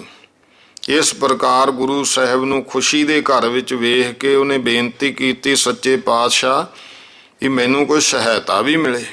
ਸ੍ਰੀ ਕਲਗੀਧਰ ਜੀ ਨੇ ਭਾਵੇਂ ਉਸ ਸਮੇਂ ਆਪਣੇ ਕਮਰ ਕਸੇ ਦੀ ਤਲਵਾਰ ਉਤਾਰ ਕੇ ਇਹਦੇ ਗਲ ਪਾਤੀ ਤੇ ਸਿੰਘਾਂ ਨੇ ਐਸਾ ਕਿ ਝੱਟ ਕੀਤੀ, ਉੱਠ ਕੇ ਬਾਬੇ ਬੰਦਾ ਸਿੰਘ ਦੇ ਗਲੋਂ ਉਤਾਰ ਲਈ। ਆਖਿਆ, ਸੱਚੇ ਪਾਤਸ਼ਾਹ ਇਹ ਤੀਗ ਵਾਸਤੇ ਤਾਂ ਅਸੀਂ ਘਰ-ਬਾਰ ਛੱਡੇ ਆ, ਬਾਲ ਬੱਚੇ ਟੱਬਰ ਕਬੀਲੇ ਤਿਆਗੇ, ਦੇਸੋਂ ਪ੍ਰਦੇਸ਼ ਆਏ, ਕਸ਼ਟ ਸਹਾਏ, ਜੰਗਾਂ 'ਚ ਮਰੇ, ਤੇ ਇਹੋ ਹੀ ਤੁਸੀਂ ਅੱਜ ਇਹਨੂੰ ਬਖਸ਼ਦੀ, ਫਿਰ ਪੰਥ ਖਾਲਸਾ ਕਿਹਦੇ ਆਸਰੇ ਫੈਲੂਗਾ, ਰਾਜ ਕਿਹਦੇ ਆਸਰੇ ਕਰੂ। ਸਿੰਘਾਂ ਦੀ ਇਹ ਫੁਰਤੀ ਦੇਖ ਕੇ ਤੇ ਬੇਨਤੀ ਸੁਣ ਕੇ ਗੁਰੂ ਸਾਹਿਬ ਬਹੁਤ ਖੁਸ਼ ਹੋਏ। ਕਹਿਣ ਲੱਗੇ, ਅਸੀਂ ਖਾਲਸੇ ਦੀ ਪ੍ਰੀਖਿਆ ਕਰਦੇ, ਸਮੇਂ-ਸਮੇਂ ਕਰਦੇ ਰਹਿੰਦੇ ਮਹਾਰਾਜ, ਸੋ ਹੁਣ ਅਸੀਂ ਜਾਣ ਲਿਆ ਖਾਲਸਾ ਸ਼ਮਸ਼ੇਰ ਧਾਰਨ ਦੇ ਲਾਇਕ ਹੋ ਗਿਆ। ਤੁਸੀਂ ਸੱਚ ਜਾਣੋ, ਮੇਰੀ ਕਮਾਈ ਤਾਂ ਖਾਲਸਾ ਹੀ ਮੇਰਾ ਸੁਪੁੱਤਰ ਭੋਗੇਗਾ, ਪਰ ਇਹਨੂੰ ਦੁਸ਼ਟਾਂ ਦੇ ਮਾਰਨ ਔਰ ਖਾਲਸਾ ਪਾਰਨ ਵਾਸਤੇ ਮੁਖੀਆ ਬਣਾ ਕੇ ਤੋਰਨ ਲੱਗੇ ਆ, ਜਥੇਦਾਰੀ ਦੇ ਕੇ। ਤੁਸੀਂ ਸਭ ਨੇ ਤਾਬਿਆਦਾਰੀ ਰਹਿ ਕਰਕੇ ਇਹਨੂੰ ਤੁਸੀਂ ਮਾਇਕ ਪਦਾਰਥ ਜਿਹੜੇ ਆ ਇਹ ਤੁਹਾਨੂੰ ਭੁਗਾਵੇਗਾ ਤੇ ਤੁਹਾਡੇ ਵੈਰੀਆਂ ਨੂੰ ਖਪਾਵੇਗਾ। ਇੰਨੇ ਬਚਨ ਕਰਕੇ ਫਿਰ ਗੁਰੂ ਸਾਹਿਬ ਨੇ ਉਹਨੂੰ ਆਪਣੀ 9 ਟਾਂਕ ਦੀ ਸਬਜ਼ ਕਮਾਨ ਤੇ 5 ਤੀਰ ਬਖਸ਼ੇ, ਥਾਪੀ ਦੇ ਕੇ ਆਖਿਆ ਕਿ ਜਾ ਵੈਰੀਆਂ ਉੱਤੇ ਫਤਿਹ ਪਾ, ਪਰ ਯਾਦ ਰੱਖੀ ਇੱਕ ਤਾਂ ਖਾਲਸੇ ਨਾਲ ਨਾ ਵਿਗਾੜੀ। ਇਹਨਾਂ ਦੀ ਤੂੰ ਇੱਕ ਮੰਨੇਗਾ, ਇਹ ਤੇਰੀਆਂ 5 ਮੰਨ ਲੈਣਗੇ। ਲੁੱਟ ਖਸੋਟ ਕਰਨ ਇਹਨਾਂ ਨੂੰ ਵਰਜੀ ਨਾ। ਦੂਜਾ ਲੰਗੋਟੇ ਦਾ ਜਤੀ ਰਹਿਣਾ। ਤੀਜਾ ਗੁਰੂ ਕੇ ਸਥਾਨ ਵਿੱਚ ਗਦੈਲੇ ਪਰ ਗੱਦੀ ਲਾ ਕੇ ਨਾ ਬੈਠੀ, ਨਾ ਗੁਰੂ ਸਦਾਈ। ਚੌਥਾ ਆਪਣਾ ਪੰਥ ਨਾ ਚਲਾਈ। ਪੰਜਵਾਂ ਝੂਠੀ ਸਹੁੰ ਨਾ ਖਾਈ। ਇਹ 5 ਬਾਤਾਂ ਜਦ ਤੱਕ ਤੂੰ ਨਹੀਂ ਵਿਸਾਰੇਗਾ ਤਦੋਂ ਤੱਕ ਤੇਰੀ ਜੈ ਬਣੀ ਰਹੂਗੀ। ਜਿਸ ਦਿਨ ਤੂੰ ਇਹ 5 ਹੁਕਮ ਸਾਡੇ ਉਲੰਘੇਗਾ ਮਾਰਿਆ ਜਾਏਗਾ, ਤੇਰੀ ਇੱਜ਼ਤ ਸ਼ਕਤੀ ਸਭ ਜਾਂਦੀ ਰਹੂ। ਇਹ ਬਚਨ ਗੁਰੂ ਸਾਹਿਬ ਦੇ ਮੰਨ ਕੇ ਅਰਜ਼ ਕੀਤੀ ਵੀ ਜੈਸੀ ਵੱਡੀ ਭਾਰੀ ਟਹਿਲ ਤੁਸੀਂ ਮੈਨੂੰ ਸੌਂਪੀ ਹੈ, ਉਨੀ ਸ਼ਕਤੀ ਸਹਾਇਤਾ ਵੀ ਹੋਰ ਬਖਸ਼ੋ। ਫਿਰ ਗੁਰੂ ਸਾਹਿਬ ਨੇ ਆਪਣਾ ਸਾਰਾ ਕਮਰ ਕਸਾ ਬਖਸ਼ ਕੇ ਆਖਿਆ ਵੀ ਭੀੜ ਵੇਲੇ ਇਹਨਾਂ ਤੀਰਾਂ ਵਿੱਚੋਂ ਇੱਕ ਚਲਾ ਦਿਆ ਕਰੀ, ਤੇਰੀ ਉਦੋਂ ਫਤਿਹ ਹੋ ਜਾ ਕਰੂ। ਇਹ ਤੀਰ ਤੈਨੂੰ ਮਹਾਵੀਰ ਬਖਸ਼ੇ ਆ, ਸਮਝ ਲਈ। ਫਿਰ ਇੱਕ ਨਗਾਰਾ, ਇੱਕ ਨਿਸ਼ਾਨ, 25 ਸਿੰਘ ਤੇ ਫਿਰ 5 ਪਿਆਰੇ, ਜਿਨ੍ਹਾਂ ਦੀ ਅਗਵਾਈ ਵਿੱਚ ਮਹਾਰਾਜ ਜੀ ਕਹਿੰਦੇ ਤਾਂ ਰਹਿਣਾ। ਇਹਨਾਂ 5 ਦੀ ਸਲਾਹ ਬਿਨਾਂ ਨਹੀਂ ਕੋਈ ਕੰਮ ਕਰਨਾ। ਉਹਨਾਂ ਦੇ ਵਿੱਚ ਬਾਬਾ ਬਨੋਦ ਸਿੰਘ ਜੀ, ਇਹ ਗੁਰੂ ਅੰਗਦ ਦੇਵ ਜੀ ਮਹਾਰਾਜ ਦੀ ਅੰਸ਼-ਬੰਸ਼। ਬਾਬਾ ਕਾਹਨ ਸਿੰਘ ਜੀ ਗੁਰੂ ਅਮਰਦਾਸ ਜੀ ਮਹਾਰਾਜ ਦੀ ਅੰਸ਼-ਬੰਸ਼। ਬਾਬਾ ਬਾਜ ਸਿੰਘ, ਬਾਬਾ ਰਾਮ ਸਿੰਘ ਤੇ ਬਾਬਾ ਵਿਜੈ ਸਿੰਘ। ਇਹ ਮੁਖੀਏ ਬਣਾਏ 5 ਪਿਆਰੇ, ਸਾਥ ਦੇ ਕੇ ਸਾਰੇ ਪੰਜਾਬ ਦੇ ਸਿੰਘ ਬਹਾਦਰਾਂ ਨੂੰ। ਮੇਰਾ ਮਹਾਰਾਜ ਜੀ ਕਹਿੰਦੇ ਇਸ ਬੰਦਾ ਸਿੰਘ ਬਹਾਦਰ ਨੂੰ ਰੂਪ ਜਾਣ ਕਰਕੇ ਖਾਲਸਾ ਜੀ ਇਹਦੀ ਤਾਬਿਆਦਾਰੀ ਵਿੱਚ ਹੋ ਕਰਕੇ ਸਾਹਿਬਜ਼ਾਦਿਆਂ ਦਾ ਵੈਰ ਲੈਣਾ, ਅਨਿਆਈ ਜ਼ਾਲਮ ਤੁਰਕਾਂ ਦਾ ਨਾਸ਼ ਕਰਨਾ, ਜਿਹਦਾ ਫਲ ਜਮਨਾ ਤੇ ਅਟਕ ਦਰਿਆ ਦੇ ਅੰਦਰ ਸਾਰੇ ਮੁਲਕ ਦਾ ਸੁਤੰਤਰ ਰਾਜ ਤੁਹਾਨੂੰ ਮਿਲੇਗਾ। ਆਪਸ ਵਿੱਚ ਇੱਕ ਮੁੱਠ ਬਣੇ ਰਹਿਣਾ। ਇਸ ਤਰ੍ਹਾਂ ਲਿਖ ਕੇ ਹੁਕਮਨਾਮੇ ਪੰਜਾਬ ਤੇ ਮਲਵਈ ਸਿੰਘਾਂ ਨੂੰ ਦੇਣ ਲਈ ਭਾਈ ਬਾਜ ਸਿੰਘ ਜੀ ਨੂੰ ਸੌਂਪਤੇ। ਭਾਈ ਬਾਜ ਸਿੰਘ ਜੀ ਦਾ ਇੱਧਰ ਖੰਨੇ ਬੰਨੀ ਪਿੰਡ ਹੈ। ਇਹ ਇੱਕ ਬਹੁਤ ਸਾਦੇ ਜੱਟ ਪਰਿਵਾਰ ਦੇ ਵਿੱਚ ਪੈਦਾ ਹੋਏ। ਗੁਰੂ ਮਹਾਰਾਜ ਦੀ ਕਿਰਪਾ ਇਹਦੇ ਤੇ ਹੋਈ। ਉੱਡ ਕੇ ਹੀ ਪੈ ਨਿਕਲਦਾ ਸੀ, ਇਸ ਕਰਕੇ ਦਾ ਨਾਂ ਬਾਜ ਸਿੰਘ ਮਸ਼ਹੂਰ ਹੋਇਆ। ਤੇ ਉਹ ਸਤਿਗੁਰੂ ਸੱਚੇ ਪਾਤਸ਼ਾਹ ਨੇ ਸਮਝਾ ਬੁਝਾ ਕੇ ਸੌਣ ਭਾਦੋਂ ਦੇ ਦਿਨਾਂ ਵਿੱਚ ਸੰਮਤ 1764 ਬਿਕਰਮੀ ਨੂੰ ਗੁਰੂ ਪਾਤਸ਼ਾਹ ਨੇ ਵੱਡੀ ਖੁਸ਼ੀ ਨਾਲ ਇਸ ਜਥੇ ਨੂੰ ਪੰਜਾਬ ਵੱਲੀ ਤੋਰਤਾ। ਤੇ ਉਧਰ ਗੁਰੂ ਸਾਹਿਬ ਨੇ ਗੋਦਾਵਰੀ ਗੰਗਾ ਦੇ ਕਿਨਾਰੇ ਡੇਰਾ ਕਾਇਮ ਕਰਕੇ ਰੱਖ ਕੇ ਸਾਰੇ ਸਿੰਘਾਂ ਨੂੰ ਹੁਕਮ ਦਿੱਤਾ, ਹੁਣ ਬੇਖਟਕੇ ਹੋ ਕੇ ਗੰਗਾ ਜੀ ਦੇ ਇਸ਼ਨਾਨ ਕਰਕੇ ਸਿੰਘੋ ਬਾਕੀ ਹੁਣ ਜਪ ਤਪ ਕਰੋ। ਤੇ ਆਪ ਵੀ ਸਵਾ ਪਹਿਰ ਦੇ ਤੜਕੇ ਉੱਠ ਕਰਕੇ ਸੌਚ ਇਸ਼ਨਾਨ ਆਦਿ ਕਿਰਿਆ ਸਾਧ ਕੇ ਪ੍ਰਮਾਤਮਾ ਦੇ ਧਿਆਨ ਵਿੱਚ ਮਗਨ ਹੋਏ। ਤੇ ਉਹਨਾਂ ਨੂੰ ਦੇਖ ਕੇ ਸਿੰਘ ਵੀ ਇਸੇ ਤਰ੍ਹਾਂ ਜਪ ਤਪ ਪ੍ਰੈਣ ਹੋਵੇ। ਸਵਾ ਪਹਿਰ ਦਿਨ ਚੜੇ ਡੇਰੇ ਆਇਆ ਕਰ ਲੰਗਰ ਜੋ 8 ਪਹਿਰਾਂ ਦਾ ਕਰ ਰੱਖਿਆ ਸੀ। 8 ਪਹਿਰਾਂ ਬਾਅਦ ਮਹਾਰਾਜ ਨੇ ਸਭ ਨੂੰ ਕਿਹਾ ਛਕਣਾ। ਇਉਂ ਸਤਿਗੁਰੂ ਸੱਚੇ ਪਾਤਸ਼ਾਹ ਮਹਾਰਾਜ ਨੇ ਜਾਪ ਤਪ ਕਰਾਇਆ। ਛਕ ਕੇ ਫਿਰ 4 ਘੜੀਆਂ ਬਰਾਜ ਦੇ, ਫਿਰ ਸ਼ਰਧਾਈਆਂ ਛਕ ਕੇ ਕਦੇ ਕਦੇ ਸ਼ਿਕਾਰ ਖੇਲਣ, ਗੰਗਾ ਪਾਰ ਵੀ ਜਾਣਾ। ਉੱਥੋਂ ਦੀ ਜੋ ਹੁਣ ਸ਼ਿਕਾਰ ਘਾਟ ਸਦਾਉਂਦਾ ਚਲੇ ਜਾਂਦੇ। ਕਦੇ ਕਦੇ ਗੁਰੂ ਗ੍ਰੰਥ ਸਾਹਿਬ ਜੀ ਦੇ ਅਰਥ ਕਰਕੇ ਖਾਲਸੇ ਨੂੰ ਸੁਣਾਇਆ ਕਰਦੇ, ਜਿਸ ਕਰਕੇ ਬ੍ਰਹਮ ਗਿਆਨ ਦੀ ਚਰਚਾ ਸਤਸੰਗ ਹਰ ਵੇਲੇ ਰਹਿਣ ਕਰਕੇ ਸਿੱਖਾਂ ਦੀ ਬਿਰਤੀ ਜਿਹੜੀ ਹੈ ਉਹ ਬ੍ਰਹਮਾਨੰਦ ਦੇ ਵਿੱਚ ਮਗਨ ਰਹਿਣ ਲੱਗੀ। ਭਾਵੇਂ ਅਰਥ ਤਾਂ ਸਾਰੇ ਸਿੱਖ ਸੁਣਦੇ ਸੀ, ਪਰ ਧਾਰਨ ਕਰਕੇ ਸਭ ਤੋਂ ਅਧਿਕ ਭਾਈ ਮਨੀ ਸਿੰਘ ਜੀ ਫਿਰ ਦੁਬਾਰੇ ਸਿੰਘਾਂ ਨੂੰ ਸੁਣਾਇਆ ਕਰਦੇ, ਜਿਸ ਕਰਕੇ ਅੱਗੇ ਨੂੰ ਸ੍ਰੀ ਗੁਰੂ ਗ੍ਰੰਥ ਸਾਹਿਬ ਜੀ ਦੇ ਅਰਥਾਂ ਦੀ ਸੰਪਰਦਾਏ ਦਾ ਚੱਲਣਾ ਫਿਰ ਇਹ ਭਾਈ ਮਨੀ ਸਿੰਘ ਜੀ ਤੋਂ ਗਿਣਿਆ ਜਾਂਦਾ, ਜੋ ਸਾਰੇ ਪੰਥ ਵਿੱਚ ਪ੍ਰਵਾਨ ਹੈ। ਗੁਰੂ ਸਾਹਿਬ ਜੀ ਦੇ ਮੁਖਾਰ ਬਿੰਦ ਤੋਂ ਸ੍ਰੀ ਗੁਰੂ ਗ੍ਰੰਥ ਸਾਹਿਬ ਜੀ ਦੀ ਨਿਰਵਾਣ ਬਾਣੀ ਸੁਣ ਕੇ ਬਹੁਤ ਜਿਹੜੇ ਸਿੰਘ ਸਨ ਉਹ ਜੀਵਨ ਮੁਕਤ ਦੇ ਅਧਿਕਾਰੀ ਬਣ ਗਏ। ਉਧਰ ਹੁਣ ਜਦੋਂ ਬਾਬਾ ਬੰਦਾ ਸਿੰਘ ਬਹਾਦਰ ਨੇ ਨੰਦੇੜ ਤੋਂ ਚੱਲ ਕੇ ਪੰਜਾਬ ਵੱਲ ਚੜ੍ਹਾਈ ਕੀਤੀ ਤੁਰਕ ਹਾਕਮਾਂ ਨੂੰ ਖਬਰ ਹੋਈ, ਸਭ ਦੇ ਸਿਰ ਮਸਾਣ ਪੈ ਗਿਆ। ਆਖਣ ਲੱਗੇ ਫਕੀਰ ਤਾਂ ਪਹਿਲੇ ਹੀ ਕਾਲਾ ਸੱਪ ਬੜਾ ਭਾਰੀ ਜ਼ਹਿਰੀ ਸੀ, ਹੁਣ ਗੁਰੂ ਸਾਹਿਬ ਦੀ ਥਾਪਨਾ ਤੇ ਸਿੱਖ ਮੱਤ ਦੇ ਇਹਨੂੰ ਫੰਗ ਲੱਗ ਗਏ, ਹੁਣ ਸਾਨੂੰ ਕਦੋਂ ਜਿਉਣ ਦੇਊ। ਤੁਰਕ ਇਹੋ ਜਿਹੀਆਂ ਕਲਪਨਾ ਕਰਦੇ ਹੀ ਰਹੇ। ਬਾਬਾ ਬੰਦਾ ਸਿੰਘ ਬਹਾਦਰ ਤਲੰਗ ਗੌਂਡ ਮਹਾਰਾਸ਼ਟਰ ਦੇਸ਼ ਲੰਘ ਕੇ ਮਾਲਵੇ ਵਿੱਚ ਅੰਦੌਰ ਦੇ ਆਲੇ ਦੁਆਲੇ ਆਇਆ ਤੇ ਫਿਰ ਬੰਦੇ ਨੇ ਗੁਰੂ ਕਾ ਬਚਨ ਜੋ ਨਾ ਆਖਿਆ ਸੀ, ਤੈਨੂੰ ਇੱਛਾ ਹੋਵੇ 5 ਸਿੰਘਾਂ ਤੋਂ ਅਰਦਾਸ ਕਰਾਈ, ਇਹਨਾਂ 5 ਪਿਆਰਿਆਂ ਤੋਂ ਪੂਰੀ ਹੋ ਜੂਏ। ਬਾਤ ਪਰਖਣ ਵਾਸਤੇ ਇੱਕ ਦਿਨ ਸਿੰਘਾਂ ਤੋਂ ਅਰਦਾਸ ਕਰਾਈ, ਇਹ ਸਿੰਘੋ ਅਰਦਾਸ ਕਰੋ ਖਰਚ ਆ ਜੇ। ਉਸੇ ਦਿਨ ਉੱਥੇ ਬਣਜਾਰੇ ਸਿੱਖਾਂ ਦਾ ਇੱਕ ਟਾਂਡਾ ਉਤਰਿਆ, ਉਹਨਾਂ ਦੇ ਕੋਲੇ ਗੁਰੂ ਕੀ ਕਾਰ ਭੇਟ ਦਾ 500 ਰੁਪਈਆ ਸੀ।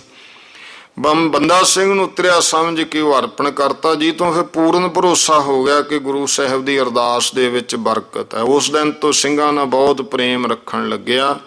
ਔਰ ਇਸੇ ਤਰ੍ਹਾਂ ਇੱਕ ਦਿਨ ਸਿੰਘਾਂ ਨੇ ਬੰਦੇ ਤੋਂ ਜੰਗਲ ਦੇ ਵਿੱਚ ਖਰਚ ਮੰਗਿਆ ਤੇ ਬਾਬਾ ਬੰਦਾ ਸਿੰਘ ਨੇ ਜ਼ਮੀਨ ਖੋਦਣ ਲੱਗ ਪਿਆ, ਜਿੱਥੋਂ ਮੋਹਰਾਂ ਦਾ ਦੇਗਚਾ ਨਿਕਲਿਆ, ਮੁੱਠੀਆਂ ਮੁੱਠੀਆਂ ਭਰ ਕੇ ਵਰਤਾਤੀਆਂ ਸਿੰਘਾਂ ਨੂੰ। ਇਹੋ ਜਿਹੇ ਕੌਤਕ ਫਿਰ ਬਾਬਾ ਬੰਦਾ ਸਿੰਘ ਬਹਾਦਰ ਦੇ। ਬਾਕੀ ਇਤਿਹਾਸ ਹੁਣ ਆਪਾਂ ਕੱਲ੍ਹ ਅੱਗੇ ਸਰਵਣ ਕਰਾਂਗੇ। ਭੁੱਲ ਚੁੱਕ ਦੀ ਖਿਮਾ।